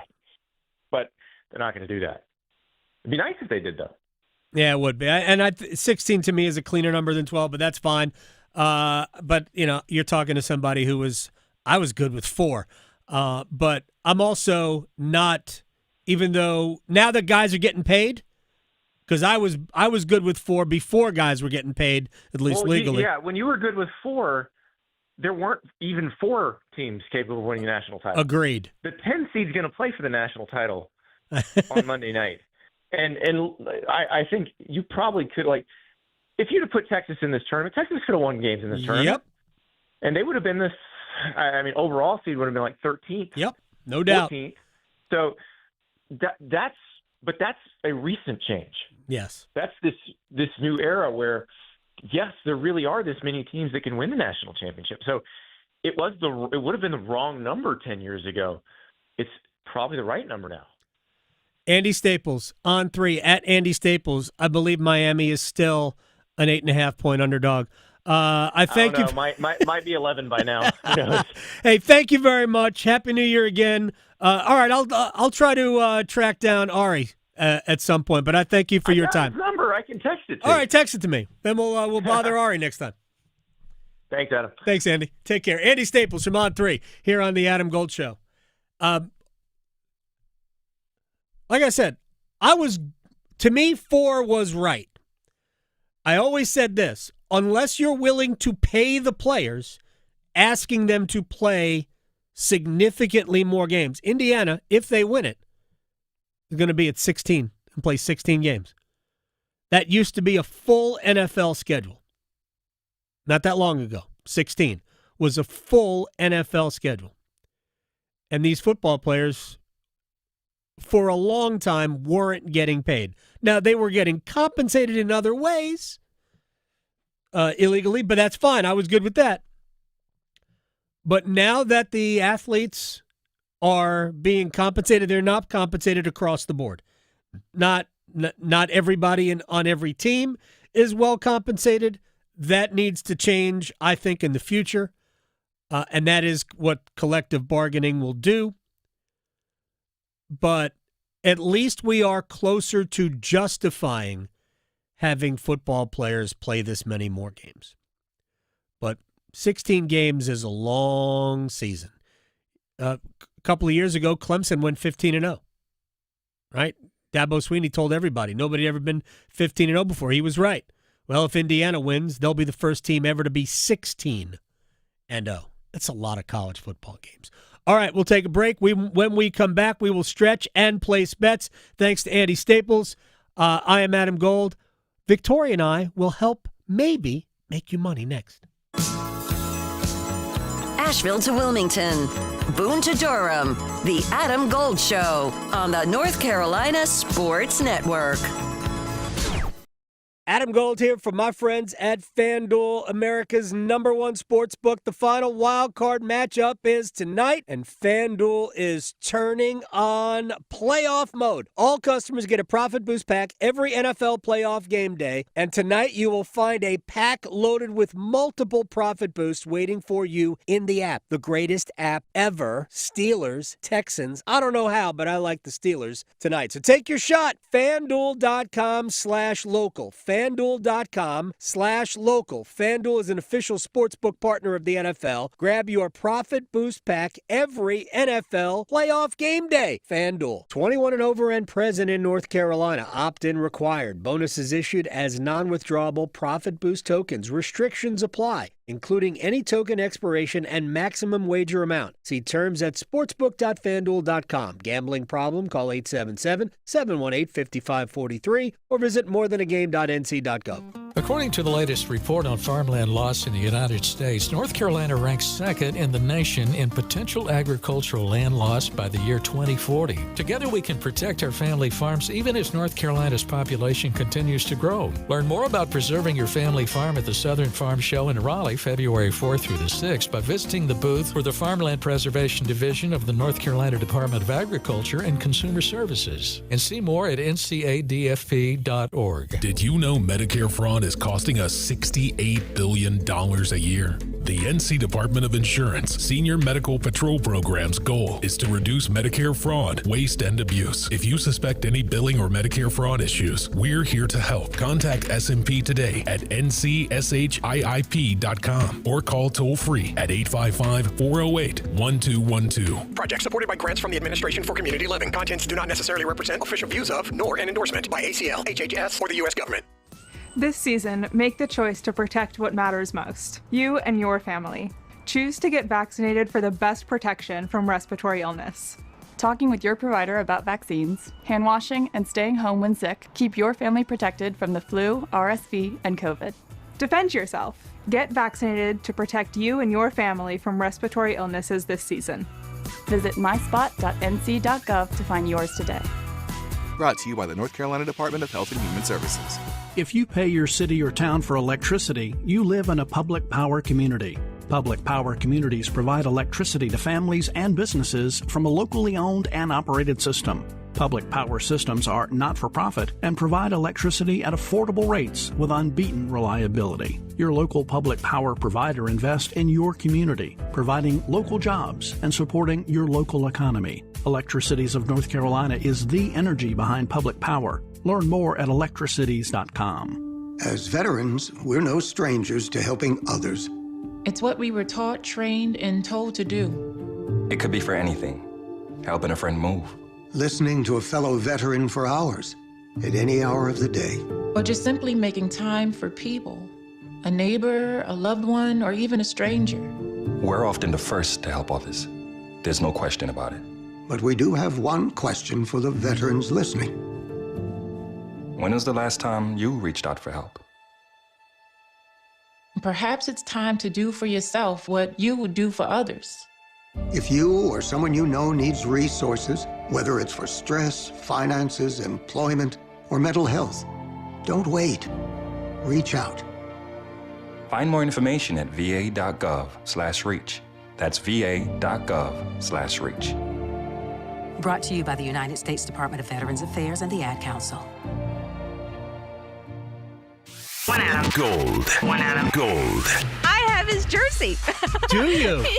Yes. Do you have any other jerseys or just a Jake Delhomme? I got so many. Do you really? I go all the way back from Tim Biakabatuka. Wow. Yes. Cam, Luke, obviously, Smitty. So, yeah, I've got multiple. 6 or 7, maybe? 6, 7? 6, 7? 6, 7? The Adam Gold Show.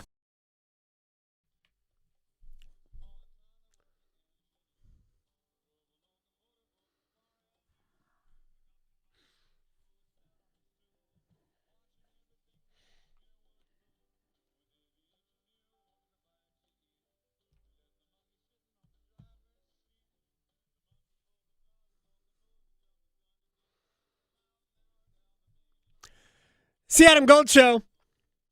Monkeys cannot drive locomotives. No. Can't. I wouldn't advise it. Don't. It's not a good idea. If you're taking the train, I have taken the train several times between Raleigh and Charlotte. Yes. Although the last time we were on the train coming back from Charlotte, it didn't go well. Maybe a monkey was... Maybe.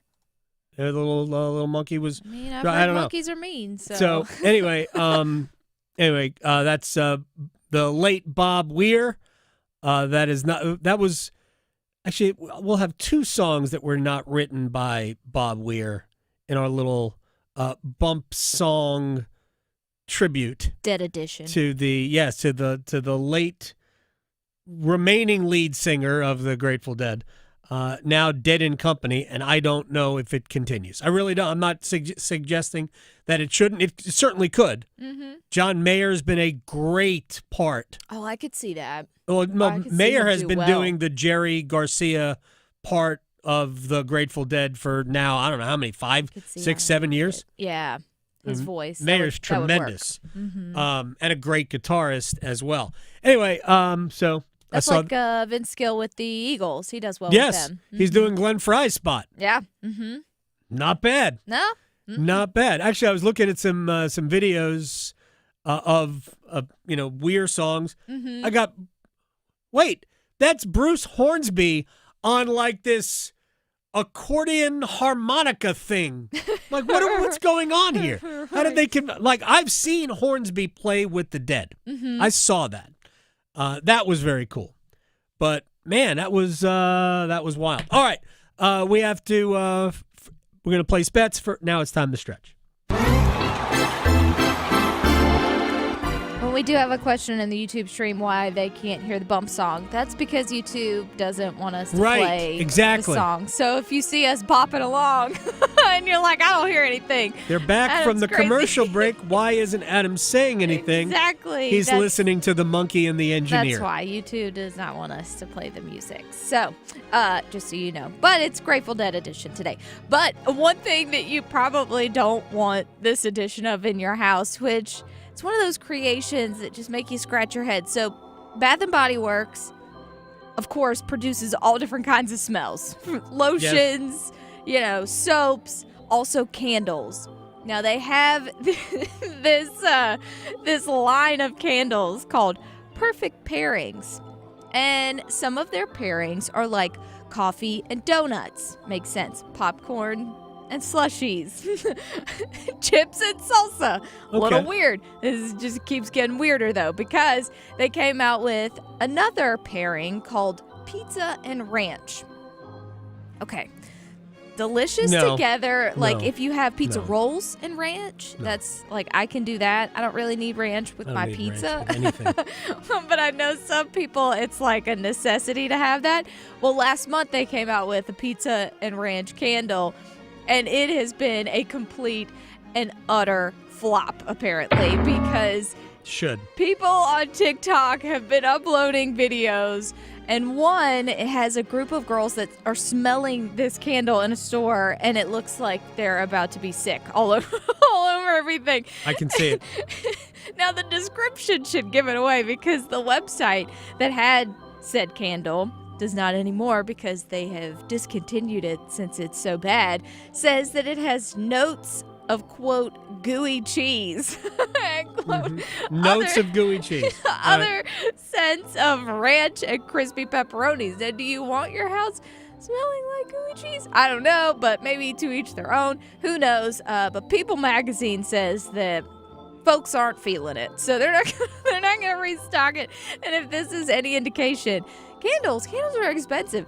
These things were $26, now down to $8 until they sold out of all of them. Indication number one that it's garbage. But then also, if you look at their ratings on the website, they had 200 or over 200 reviews, I should say, and their rating was 1.5 stars. Okay. So that should tell you that the masses say that this is awful and you should probably just go smell your shoes or something. I don't know, because I would not recommend this, or just make pizza and dip it in ranch if you're that kind of fan. But yeah, if you see those candles, probably steer clear. Maybe think twice. You know what?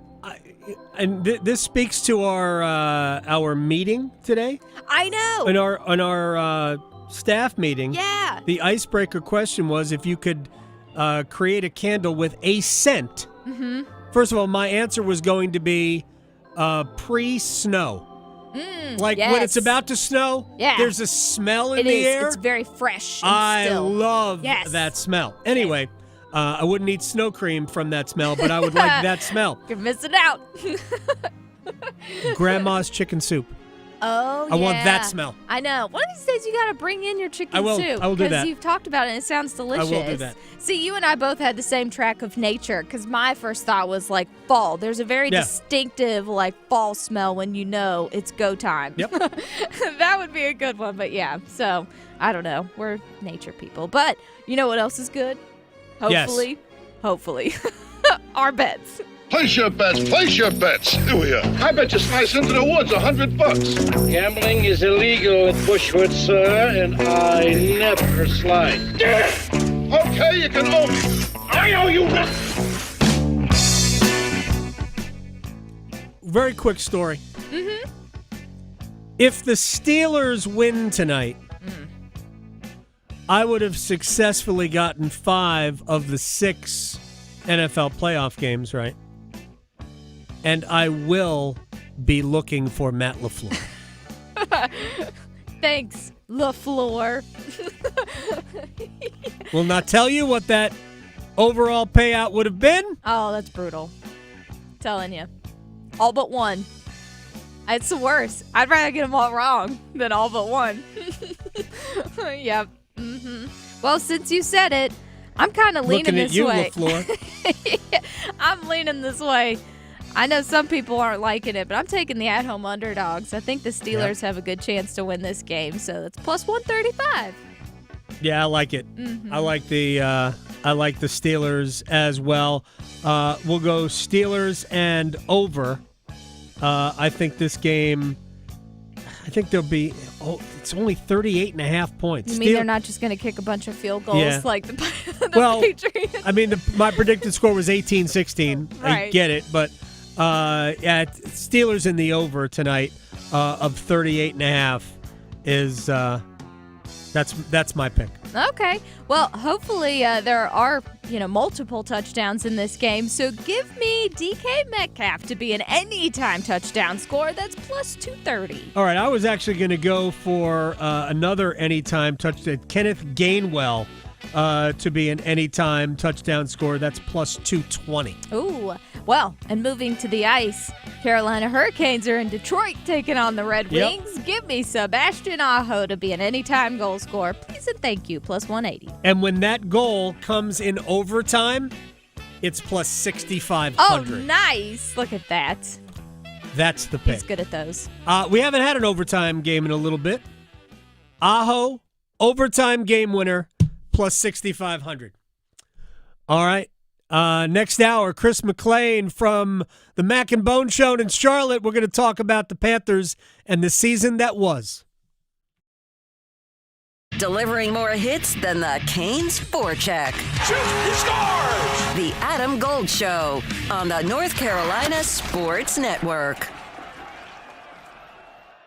The best financial move you can make this time of year? How about lowering your mortgage rates to 4.99% fixed APR, the lowest rates in years? How about getting up to $500,000 out of your home equity in the process? You can do it now by calling Loan Pronto. Hey, it's Dennis Cox. With Loan Pronto's Rapid Equity Loan, you can get a ton of cash, pay off all those high-interest credit cards, and skip up to 2 house payments. One homeowner just got $300,000 approved in under 24 hours, wiped out their credit cards and 2 car loans, and saved $2,100 a month. Don't wait. No hard credit pull up front, and you probably won't even need an appraisal. Just fast, easy cash from your home's equity. Act now. Call 919-381-1760 or visit loanpronto.com. Start the new year by wiping out all higher interest debt and lowering your bills by thousands. Call 919-381-1760 and see how much cash you can get today. Loanpronto.com. Equal housing lender, NMLS 166171, APR for well-qualified buyers. Visit NMLSconsumeraccess.org. Get crazy, Canes fans. It's hockey night in Carolina. It's your Canes and Detroit. Aho between the legs. Miller, he scores! Storm Watch with Adam Gold at 6:30. Puck drop at 7. Stars out in front. Dear Bussy! What a save! Sam Steele! Meet the bus driver. He's not letting you on tonight. On your official audio home of Hurricanes hockey, 99.9 The Fan. Hey, it's Tim Donnelly here, and I want to make sure everybody knows that Bailey's Fine Jewelry is proud to feature the largest Omega showroom of its kind, offering an unmatched opportunity to explore the brand's full collection. And this year, that means just a little bit more, because Omega has been the official timekeeper of the Olympic Games since 1932. So, if Omega and their timekeeping and all of the technology and innovation that you can have on your wrist is good enough in the extreme cold, high speeds, and intense physical conditions of the Olympics, downhill skiing, speed skating where every tenth of a second matters, well, guess what? It has to be good enough for you. And, in my personal opinion, they also look so darn sharp. I am a massive fan of Omega watches, luxury timepieces, and that's why you should stop out at the largest Omega boutique of its kind inside Bailey's Fine Jewelry at their Village District location. Pollution from trucks is a public health crisis, but this crisis has a solution. My name is Sasan Sadat, and I work for Earth Justice. For the sake of our lungs, our health, and our climate, the future of trucking in this country has got to be zero emissions. Until then, I will never rest. Earth Justice is a national legal nonprofit fighting to save lives, protect our climate, and strengthen our economy through the shift to zero emissions. Visit us at earthjustice.org. Every year across America, a staggering 4.2 million youth are homeless or trafficked. Covenant House is the national leader providing safe housing for youth, 50 years strong. Help us fight youth homelessness. Go to covenanthouse.org. HIV is not a crime, or it shouldn't be. People living with HIV can do and live fully healthy lives without risk of transmitting the virus to others. But a different fear remains. In 30 states, Americans are being imprisoned due to their HIV status. It's time for the laws to catch up to science. Join the Elizabeth Taylor AIDS Foundation to modernize outdated HIV criminalization laws. Go to etaf.org.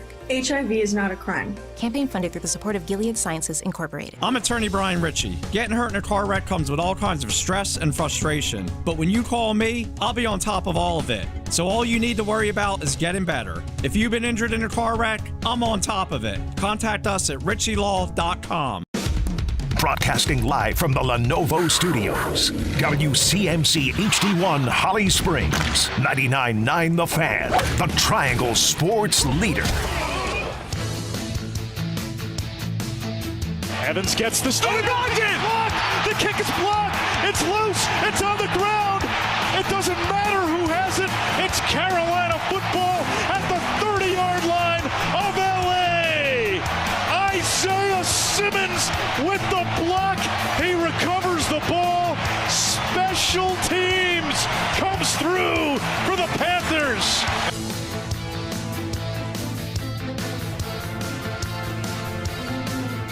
Yeah, that block set in motion. Right, the end of the. Oh, that was in the second half. That block. Everything runs together. It was a fun kick at the can for the Carolina Panthers. Didn't work out. I don't think you should look at it as a moral victory, but I think going in, what you were hoping for was, man, give me something, give me hope in the fourth quarter. You had more than that. And actually, I think the way it ended was disappointing more than anything else, because defensively they just caved, and then they ran. It almost seemed they ran 4 plays out of obligation to run 4 plays. They didn't look like they ran 4 plays designed to do anything. And that was, to me, the disappointing end to an otherwise really good performance. Because it was never easy. It wasn't supposed to be easy. You got off to a bad start, and you got 2 touchdowns down. And Bryce didn't look great out of the gate. But everybody kind of settled in. And it just shows you that, you know what, if you can mitigate the damage, even if you get off to a bad start in a game, you're just not that far from getting back in it. The fact that the Panthers scored to make it 14-7, then even after the turnover when Trevor Etienne fumbled the punt, you still had a chance. It's awesome. Really, really cool. to see all of that. All right, Chris McLain from the Mac and Bone Show on WFNZ in Charlotte is going to join us in about 13 minutes. Right now, Wall of Sound time. The Wall of Sound is a function of this studio. There's no doubt about it. Sunday, we talked about the way Carolina didn't play defense on the final drive for the Rams. Dave Canales yesterday, when asked about defensive coordinator Ejiro Evero, had this to say. I mean, I have complete trust in Ejiro. Love the way that he's brought this group to play quality football together. And, he's got my full support and love our scheme, love what we do there. And, getting our guys to play together when we execute this scheme, it's really difficult, to play against. And the guys have found a way to play together, communicate together, and really, like you saw last night in glimpses, just like the style of play that we're looking for. The big hits, the tackling, the coverage on the back end and all that, and the rush at times, and the pressure packages, the different things that he was able to do to create rush, to create pressure for quarterbacks. I just love where we're headed that way. And as always, with all of our schemes, we'll look at it and we'll continue to evolve. We'll continue to push the envelope and move forward from there. The rush at times. There wasn't much pressure on Matthew Stafford. No. Certainly not on that drive. And to me, choose one or the other. Mm-hmm. If you're going to play coverage, man, you better cover. And they really didn't. Meanwhile, Matthew had like 10 minutes to figure out where he wanted to throw the ball. No matter where, he had all the time in the world. Really, what they should have done was force him to get the ball out quickly, bring pressure, and if they score quickly. When you're prepared for it, and they honestly looked like they were not prepared for those final 4 plays. But when they have been given the opportunity, the true opportunity, for a late game-deciding drive, the Panthers have, by and large, come up with the goods. Bryce has been at his, even last year, Bryce was at his best late in games. He might have farted around for 3 quarters, but by and large, late in games, he was good. Oh, yeah. I mean, and against good teams, too. Remember, right. They played the Chiefs, had the lead late on the Chiefs. Too much time. There was like just under 2 minutes left. Mm-hmm. That's an eternity for Patrick Mahomes. And then should have beaten the Eagles. Yeah. That was a Xavier Legette drop right in the end zone. Should have beaten the Eagles. So the 2 teams that played for the Super Bowl, they had late leads on both. Mm-hmm. And a lot of that is Bryce just feeling more comfortable in those moments. So that's another thing I think that is good about Bryce. If you look at when he has been best in games, it's almost always been second half and late in games. Yeah, we just need him to turn it on early. We don't. What if we got 4 quarters of that, Bryce? It was such a bad interception early. Yeah. Either way, I liked a lot of what I saw from the game. All right, from Bryce. What about what does a taste of the playoffs mean? Yeah, it's definitely fuel for us. Again, we know we were right there. We know what it feels like, but we know we're not entitled to anything next year. Again, it's just fuel for us. We have to make sure that that's the standard moving forward, making sure that we're only building and taking positive steps from there. That's going to take a lot of hard work and dedication through the offseason. But special thing about this group is, we all look forward to that work, so I'm excited for it. All right, let's go to a couple of other games. We'll start in Jacksonville, where Buffalo trailed the Jaguars late, faced a 4th down and about maybe a yard, probably about half a yard. I think they were on around the 11-yard line, and let's pick up the action. Reggie Gilliam, fullback, big on the tush push. There he is, shoving, and Allen's got it. Not to be denied. He's still going.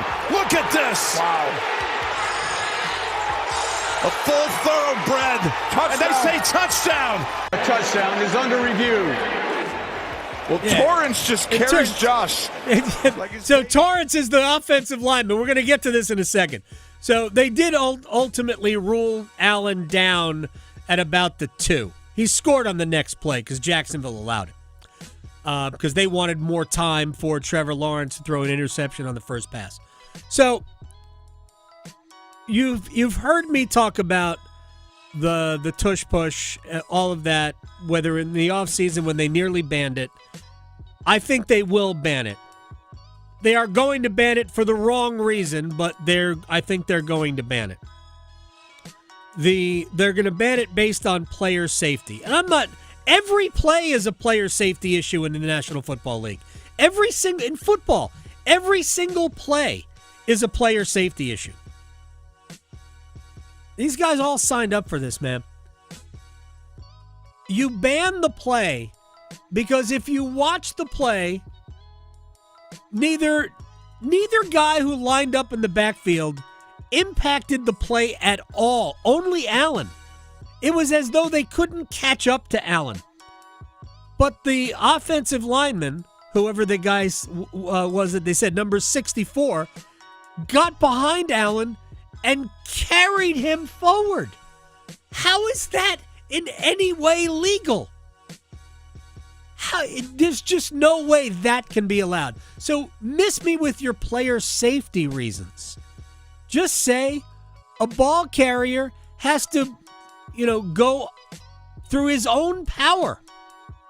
You can't pull, you can't push, you can't lift, you can't throw.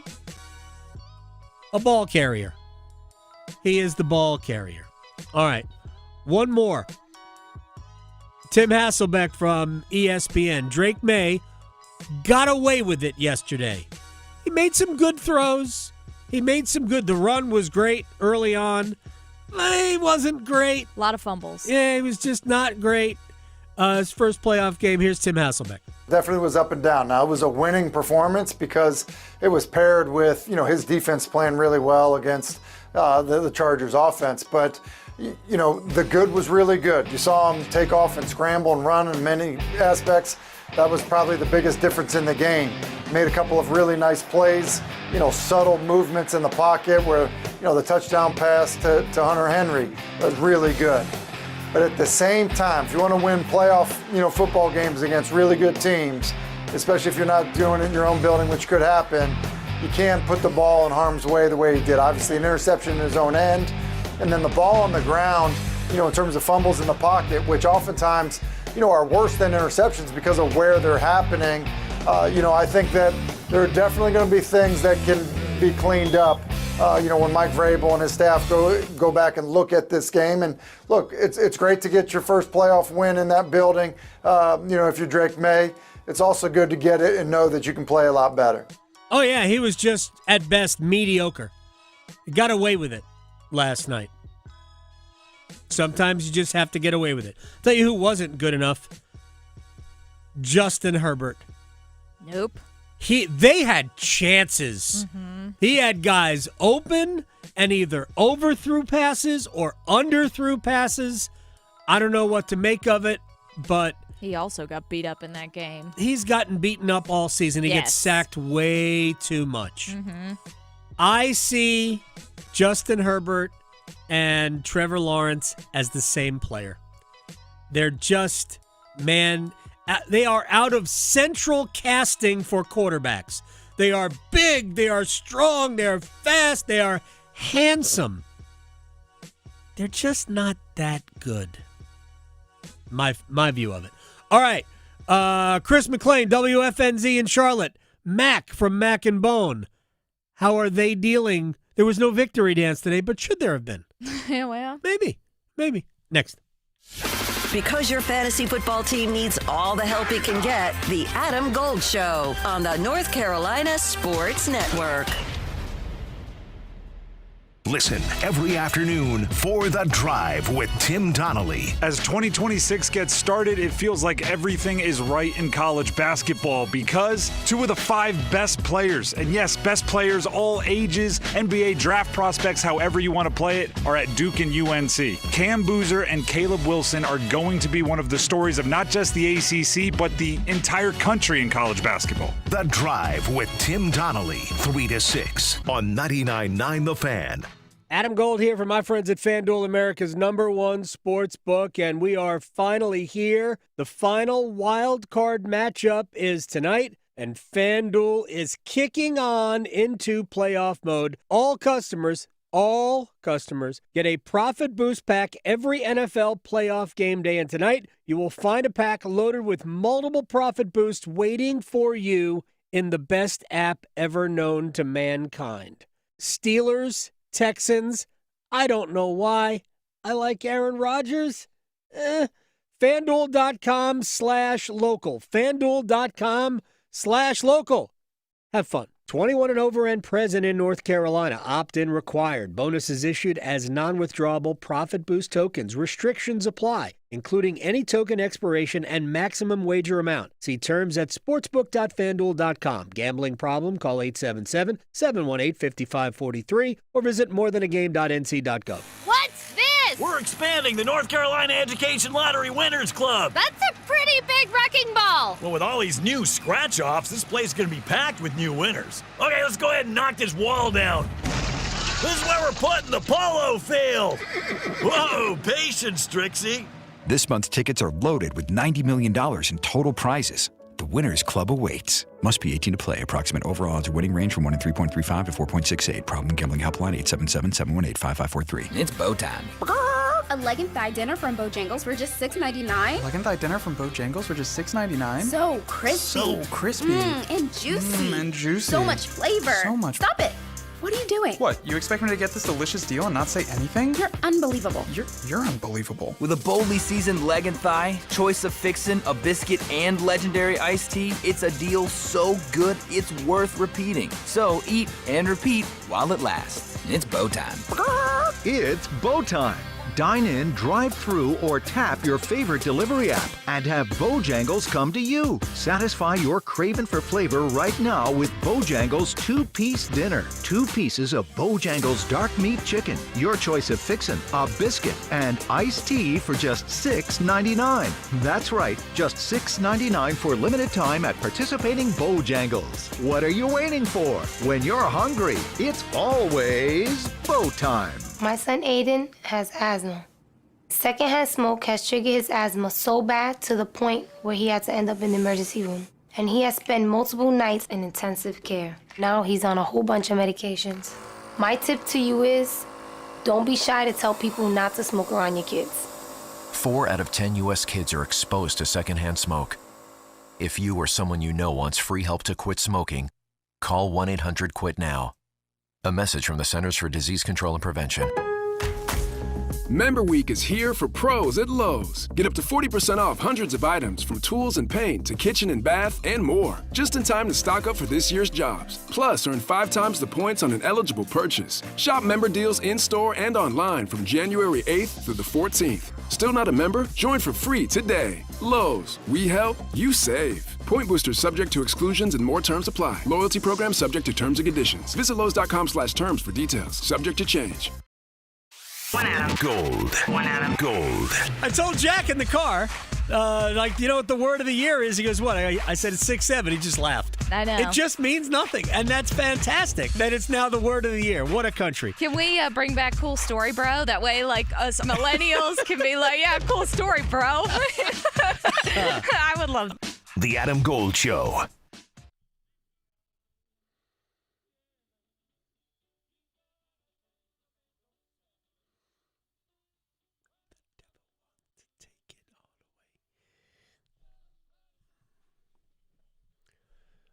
It's the Adam Gold Show. Such a fun song. Such a fun song. The late Bob Weir. I actually have no idea how old he was, apparently. Will Brinson corrected me immediately.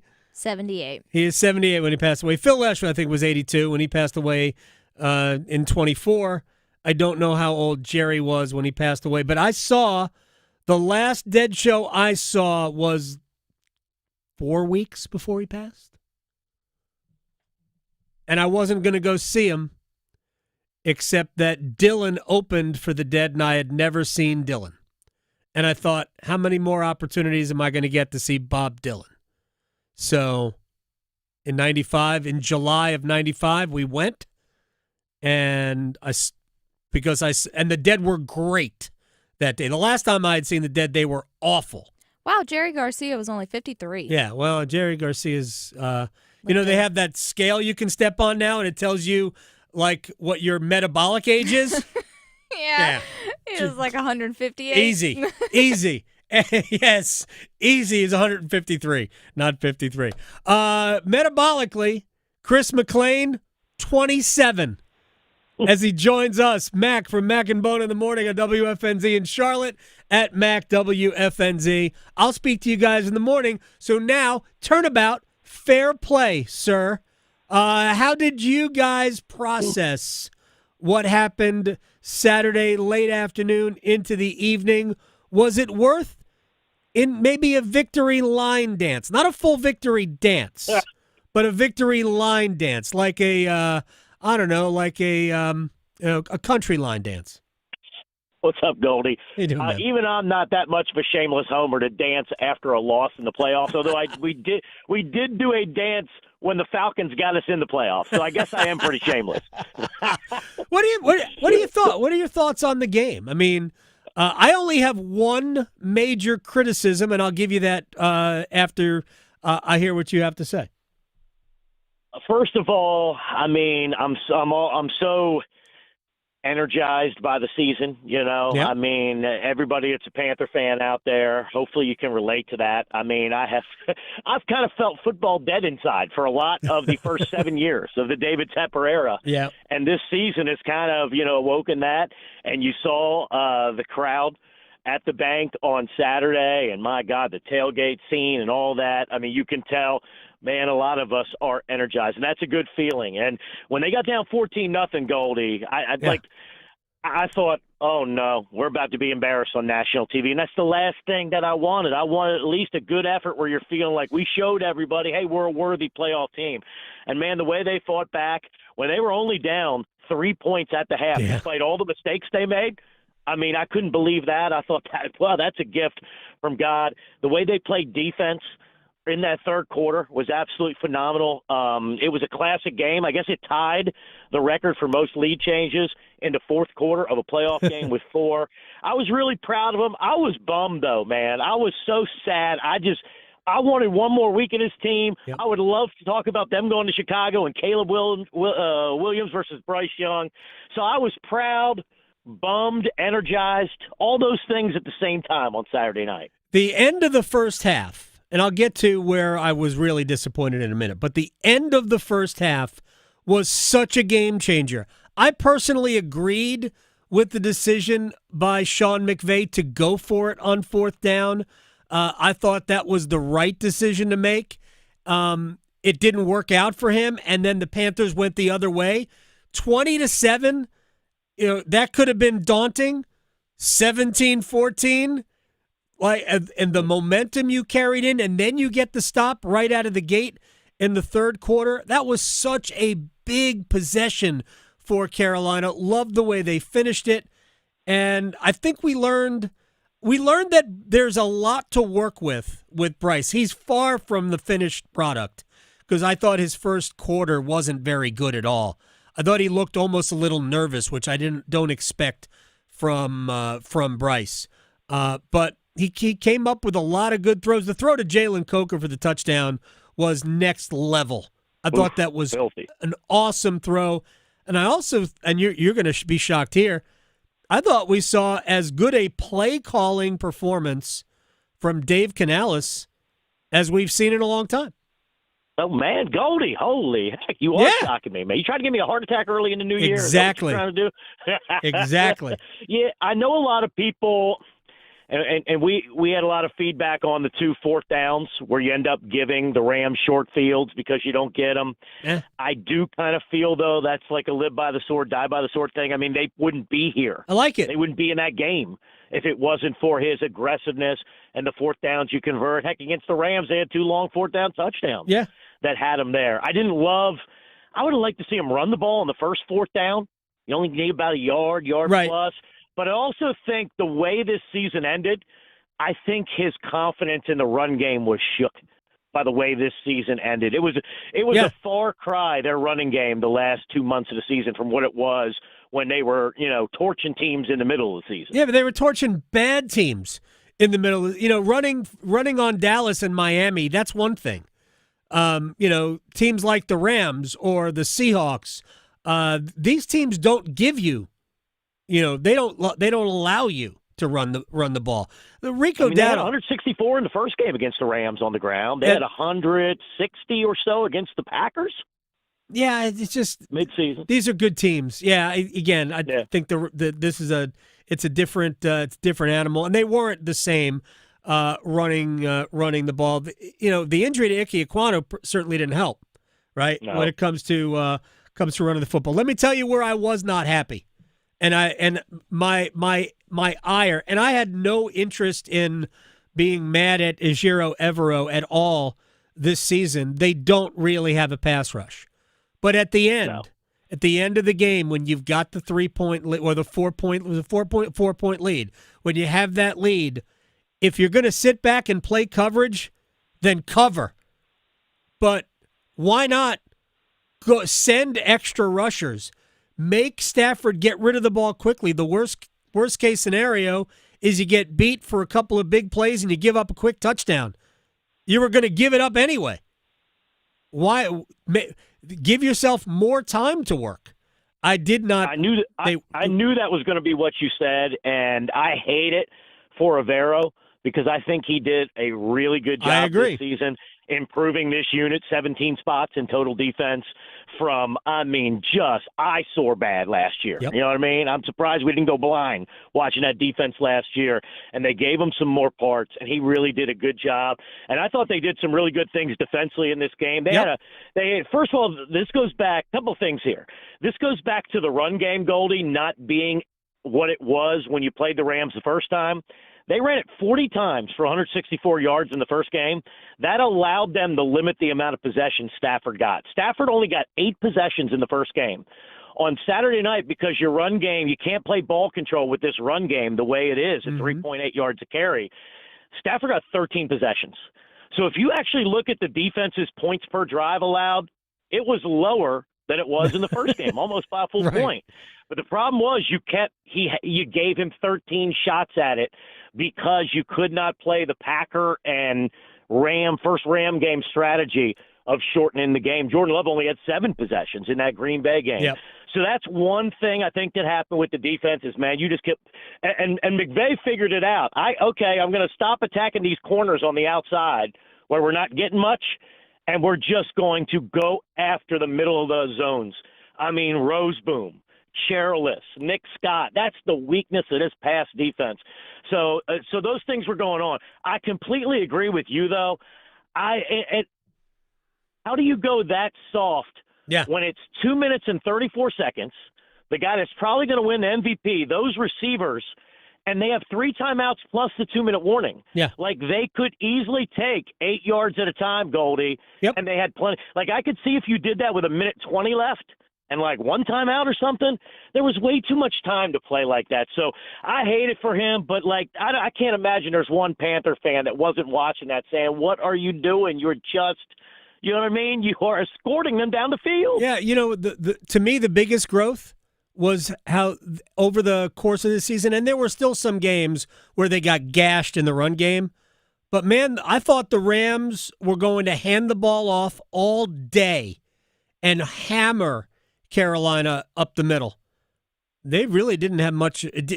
I'm doing a bunch of different things. I had a hockey game that night too, so I didn't focus on every snap, but it didn't seem to me like the Rams had all that great a run game on Saturday night, and I thought that showed as much growth as anything. Having Derek Brown for an entire season, I'm going to go out on a limb and say that matters.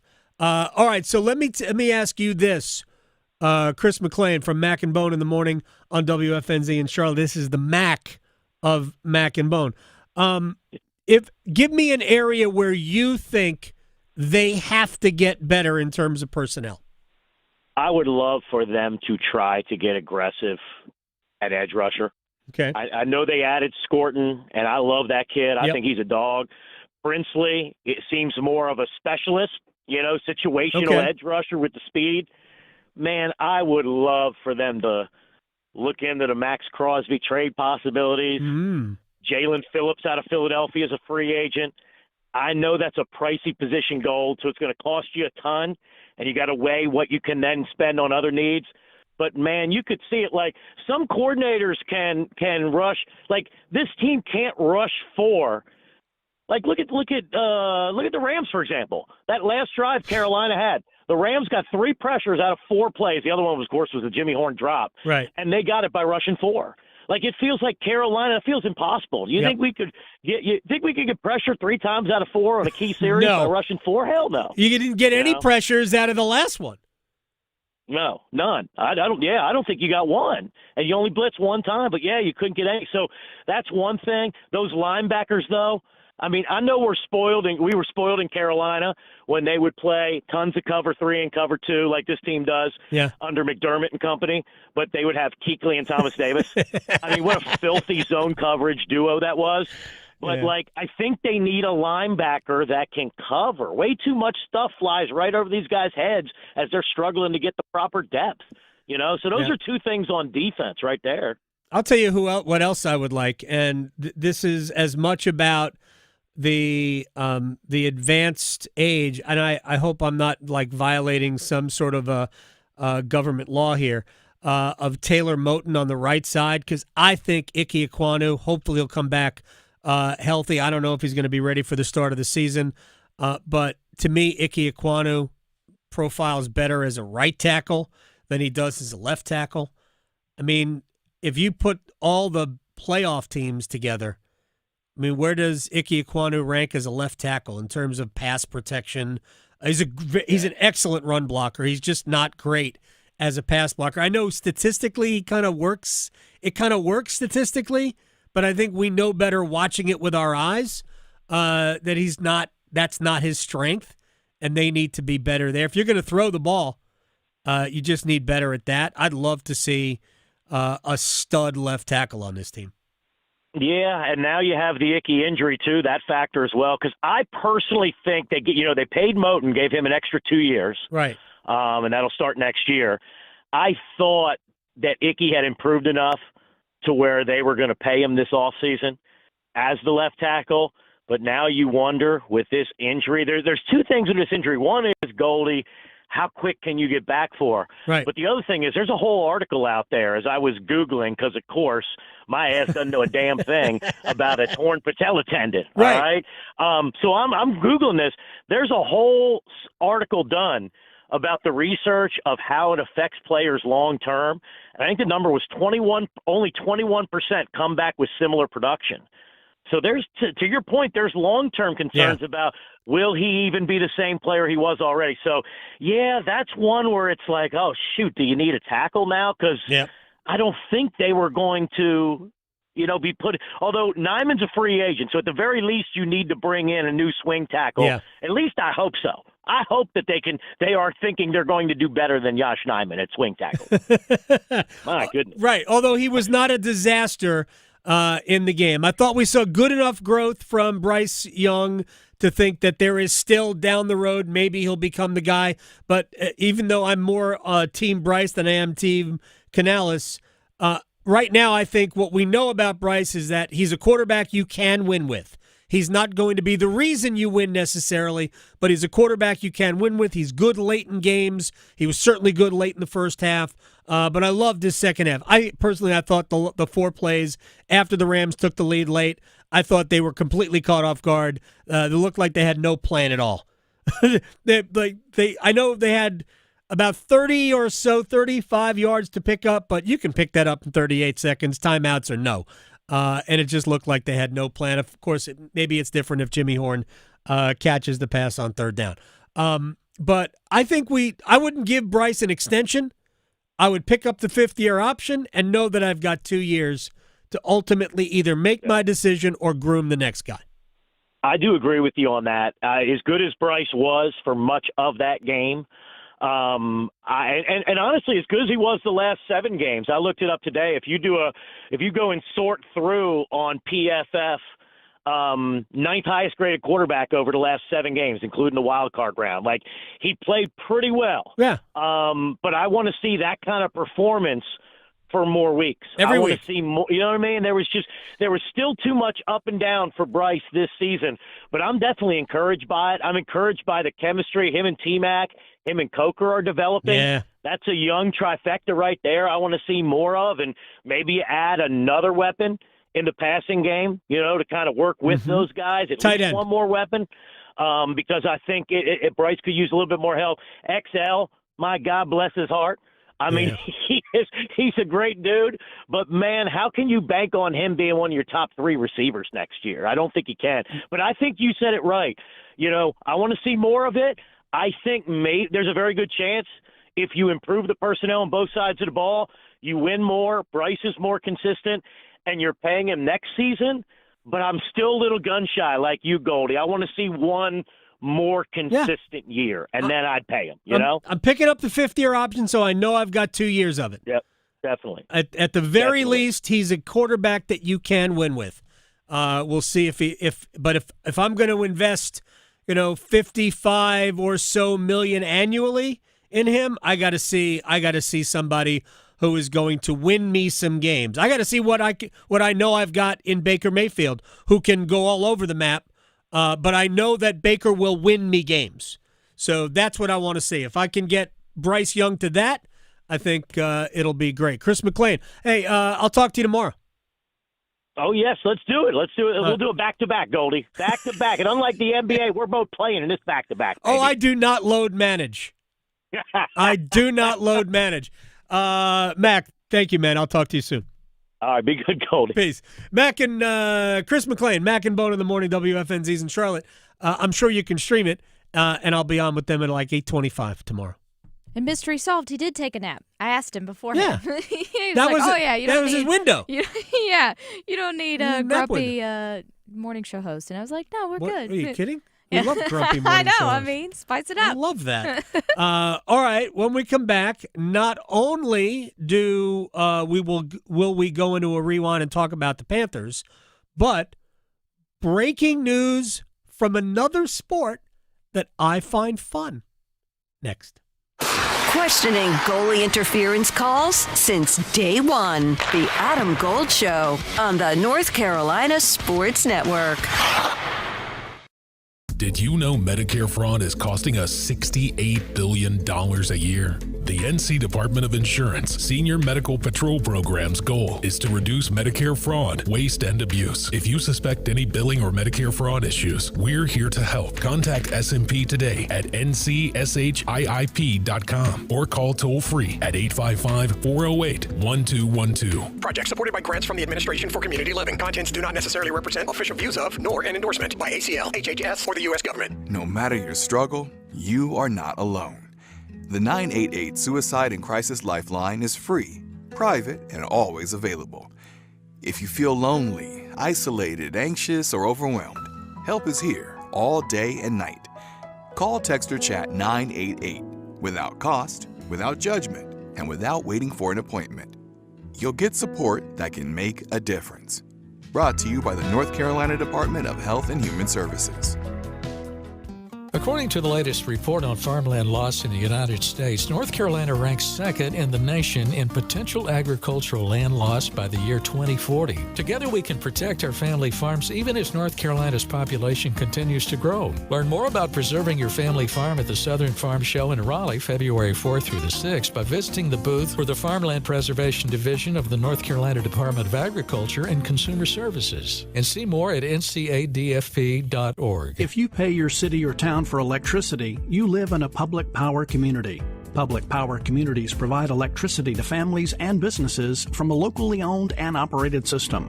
Public power systems are not-for-profit and provide electricity at affordable rates with unbeaten reliability. Your local public power provider invests in your community, providing local jobs and supporting your local economy. Electricities of North Carolina is the energy behind public power. Learn more at electricities.com. Most people out here think that taking care of one another is important. And most people would step up for a neighbor going through a tough time. Most people around here help out friends and family when they need it. But the funny thing is, most of us won't look for help when we need it. If you're struggling with mental health, you should know that there are resources out there that can help. And it's okay to talk about it if you need to. One place to get started with information is loveyourmindtoday.org. Loveyourmindtoday.org offers a range of guides, instructions, and insights for dealing with difficult situations or getting through a tough time. If you're struggling with mental health, get the help you need, because most people out here really care. Visit loveyourmindtoday.org. That's loveyourmindtoday.org. Brought to you by the Huntsman Mental Health Institute and the Ad Council. Here's the deal. We gotta set ourselves up. See, retirement is the long game. We gotta make moves and make them early. Set up goals. Don't worry about a setback. Just save up and stack up to reach them. Let's put ourselves in the right position. Pre-game to greater things. Start building your retirement plan at thisispretirement.org. Brought to you by AARP and the Ad Council. Now, all across North Carolina, it's Carolina Newsmakers. Each week, leaders from politics, education, business, and the arts join Don Curtis to share insights and ideas shaping our state. Hear interviews that go beyond the headlines with guests who know North Carolina best.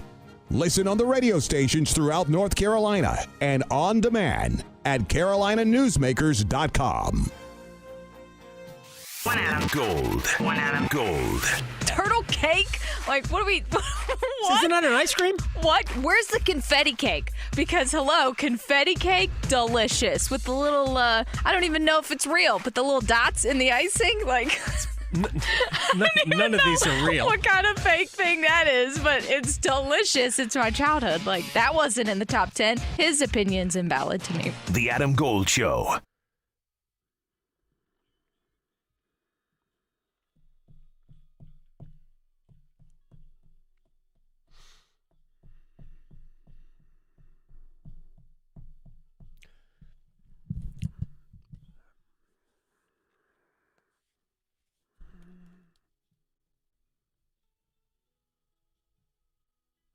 It's the Adam Gold Show.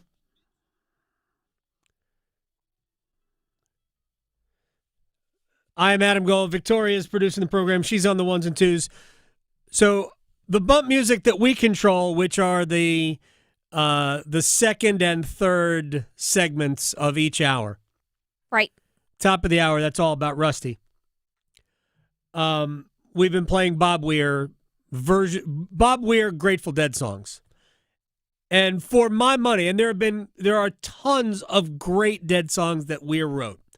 Jack Straw is one of them, even though that's more of a collaborative in terms of vocals between Bob and Jerry Garcia. Looks Like Rain, for me, is the best song he's ever written. That is a great song. It has given, there's a lyric, a line from that song, "Our landscape would be empty if you were gone." And that's the thing that popped into my head when I found out the news. Anyway, Bob Weir passed away on Saturday. You want the breaking news? Here's breaking news. It's not about football. It's not about basketball. Ain't about hockey. MMA. No, just kidding. It would definitely not be that. Brooks Koepka's coming back to the PGA Tour. So you can... the expiration date on Live Golf is coming. It's going to take one more player, but I think it's coming. So this is the PGA Tour, and Koepka also announced this is a real thing. It's not speculation. Brooks Koepka is returning to the PGA Tour, and he will play in 2 weeks at the Farmers Insurance Open, which is at Torrey Pines in San Diego, or La Jolla, California. Koepka is eligible for a new returning member program. I follow golf. I had not heard of this until this morning, which allows players, I'm going to read from the returning member program requirement. You are eligible if you have participated in unauthorized tournaments, have not been a member of the PGA Tour for a minimum of 2 years, and have won the Players' Championship, the Masters, the U.S. Open, the PGA Championship, or the Open Championship, 5 events, between 22 and 25, so a 4-year period. There are only 4 players eligible for this returning member program. I was going to say it narrows the field. Only 4. They are Brooks Koepka, Bryson DeChambeau, Jon Rahm, and Cam Smith. That's it. Nobody else is eligible for this. Dustin Johnson is not eligible for this. Phil Mickelson is not eligible for this. Hysterical to me. We've narrowed the field, and I think this is wise because Rahm is not happy there. DeChambeau is fine with it, but I think DeChambeau would rather be here. Cam Smith, I have no clue. But they couldn't exclude the Open Championship from that. So Cam Smith kind of falls into it. But the PGA Tour would love to have DeChambeau and Rahm back. And they're getting Koepka back. And if DeChambeau were to leave LIV and come back to the PGA Tour, LIV would be done. Finished. I think it's on its last, it's on the 18th tee anyway, but I think DeChambeau's return would just completely bury it. There is a financial penalty for Koepka to come back. I have no idea. It's a significant financial hit, but he also made significant financial windfall by going. He's willing to pay it. Would the other guys be willing to pay it? I don't know. They're certainly free to stay on LIV as long as it lasts. But I think that ultimately LIV Golf's going away. All right, that's that. Shall we rewind? The answer to that is yes, we shall. Will Brinson, senior NFL writer, CBSSports.com. This is how we started. Hard to be upset with what we saw for the Panthers, even with a loss. Yeah, I mean, like Panthers gave it their all. They 10.5-point dogs. They had a legitimate shot at winning that game. Get Matthew Stafford outside. Bryce Young played pretty well. I think you get some issues with the run game if like Rico Dowdle apparently wants out after not getting any carries. Yeah. But Jalen Coker and Ted McMillan flashed in that spot and looked like two pieces that New York kind of building around, and maybe see if Xavier Legette can bring something to the table eventually. You probably need to add a a slot piece to go with those guys. But Tommy Tremble was pretty good. I don't know. You finish 8-10, you lose a wild card game, but Bank of America was rocking for that game. Yeah. And I do think that when you take the last 3 seasons, which 3 years ago, absolute disaster. Last season, a real mixed bag. And then this season, maybe like a mixed bag with a playoff appearance that feels a little bit better. The problem is, I think I mentioned this last week, is now you kind of have to manage expectations a little bit, because you don't have 3 wins every year in the NFL until you just get to 17-0. It doesn't work like that. And I think that, but if the Panthers can be next year a team that hangs around 500 and makes a push for the division again, and Bryce Young takes another little step forward, or maybe even like a medium step forward, and you add some pieces in the offseason, you can sort of feel a whole lot better about where you were. And for Panthers fans, you're just wandering the woods in the darkness for, over a decade now at this rate. Yeah, here's the thing about the expectations. I do think that it's worth pointing out that while they did end up, beating some good teams, and they did with their win over the Rams, their win over the Packers. There was a lot of fluff in there, right? And they got hammered by the best teams that they played, the Bills and the Patriots. Seattle was not a hammering, but they got beat. 49ers on the road. And they took advantage of a lot of the teams that they were supposed to take advantage of, with the exception, of course, of the New Orleans Saints. But that's just true. But they swept the Falcons, so it's kind of a wash. They went 3-3 in the division.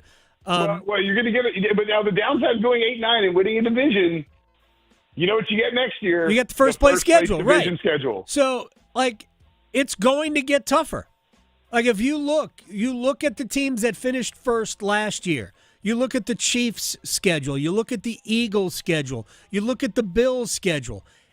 This has been set up, and nowadays in the NFL, it's not quite as bad as it was in previous years, because now we have the extra game. And obviously with the expansion, you have a few more teams that are in that mix. But it's a little bit less egregious first place schedule versus second or third place schedule.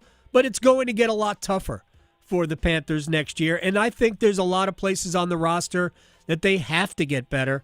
But I am curious your thoughts on, because I mentioned it briefly, the way the Panthers set up defensively against the Rams on the final drive.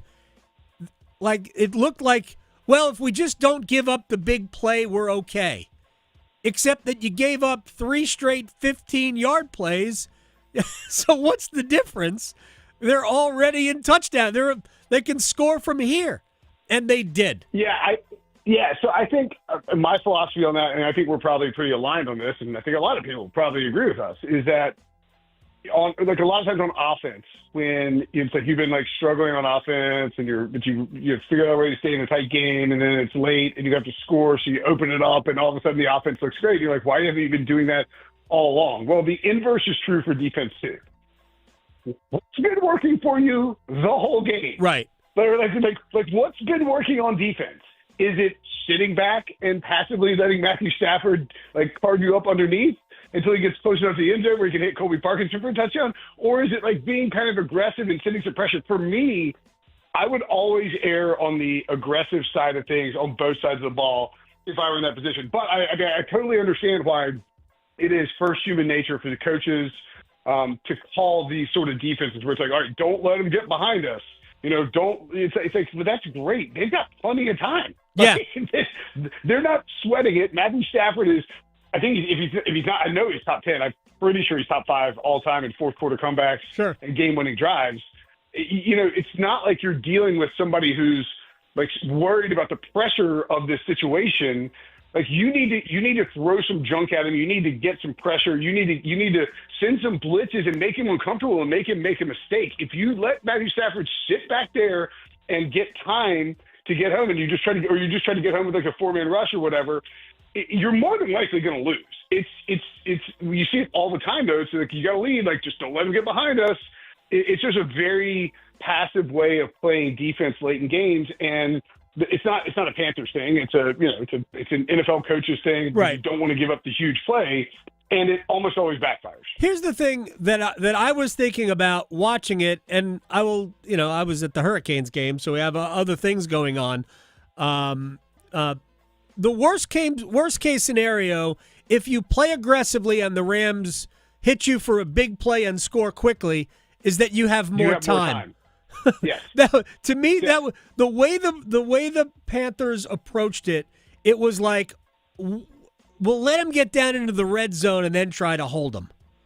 Right. It's the bend but don't break philosophy where you're hoping they just run out of plays late, and that can work.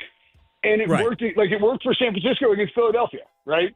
Where San Francisco's okay, we just Philly's taking their time, they're getting down there, and then Philly was a little too conservative, I thought. But in this instance, you're not talking about an Eagles offense that has been struggling in the past game with 32-mile-an-hour wind. You're talking about the guy who's going to win MVP with the best receiver in football, all due respect to Jackson Smith and Jigba, and a plethora of other weapons, whether it's Devontae Adams or these like 4, Caucasian tight ends, the Fergusons, as we like to call them, that he's got. It's like you're just, and on top of that, maybe the best offensive, one of the best offensive minds in football, calling plays and being more aggressive because they know they have to score a touchdown. So it's like, yeah, you can, when you. Like the analytics and just the general thought process, it all needs to factor that in when you talk about how you approach these late game scenarios. And I think in that case, not ideal for Carolina. And you just like look at the Chargers and the Patriots. Like the Chargers were down 13 points, and Mike Vrabel is still, they're still dialing up blitzes and coming after Justin Herbert because it's like, all right, granted, it's different with 13 points. You can be a little more aggressive, I guess, but it's like, let's just get pressure on him and end this thing. And see, that's just the approach that I would rather take. So, ding him for it. But overall, pretty good season for the Patriots. Yeah, it was a good season. You played in a playoff game. It's a good season. That could have been the only reason you needed that it was a good season. I'm looking forward to seeing what it looks like next year. This is what we know about the NFL. There's going to be roster turnover. Is Rico Dowdle going to be back? I know he was unhappy about what happened yesterday. They didn't run the ball. They didn't run the ball well. They didn't really run the ball. Yeah. Chuba Hubbard had 13 carries. Rico Dowdle had 5. Trevor Etienne had 1. Bryce Young had 4 scrambles. So they didn't even attempt 20 running plays.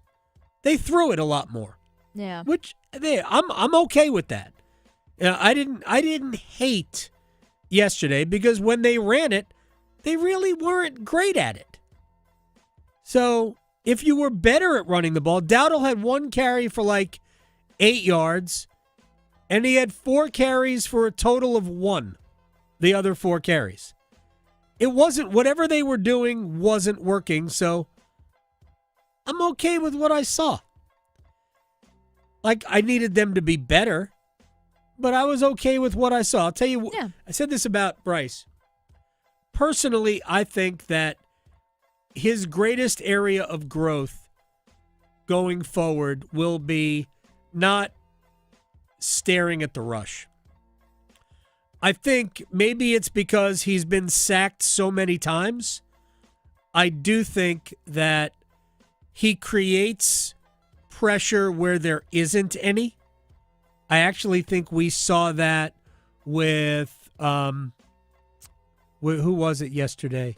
It might have been I think it was with Drake May. But I liked what I saw this year. We need to see more, and I think Carolina will appropriately handle it. I hope so. Icky's a question mark too. Yeah. Green Bay lost 5 straight games to end the season, 2 of those to their arch rival. And did you see the handshake between Matt LaFleur and Ben Johnson? Oh, no, I didn't. Oh, Ben Johnson burned rubber on the way through. Victoria, thank you. See everybody. Still arguing whether hockey or golf has the tougher dress code? The Adam Gold Show on the North Carolina Sports Network. Hi, it's Adam Gold from my friend Gordon Miller, Miller Lending, Kildare Farm Road in Cary, and we are going to talk about timing. Timing is everything. Timing is maybe how you met your significant other. Timing is maybe how you got the greatest job of your life. Right place, right time. But you know what timing should never have a role in? Your mortgage. You buy a house or you want to refinance for whatever reason you need to, when you need it, not when the rates are at their best. So don't worry about the rate. Don't worry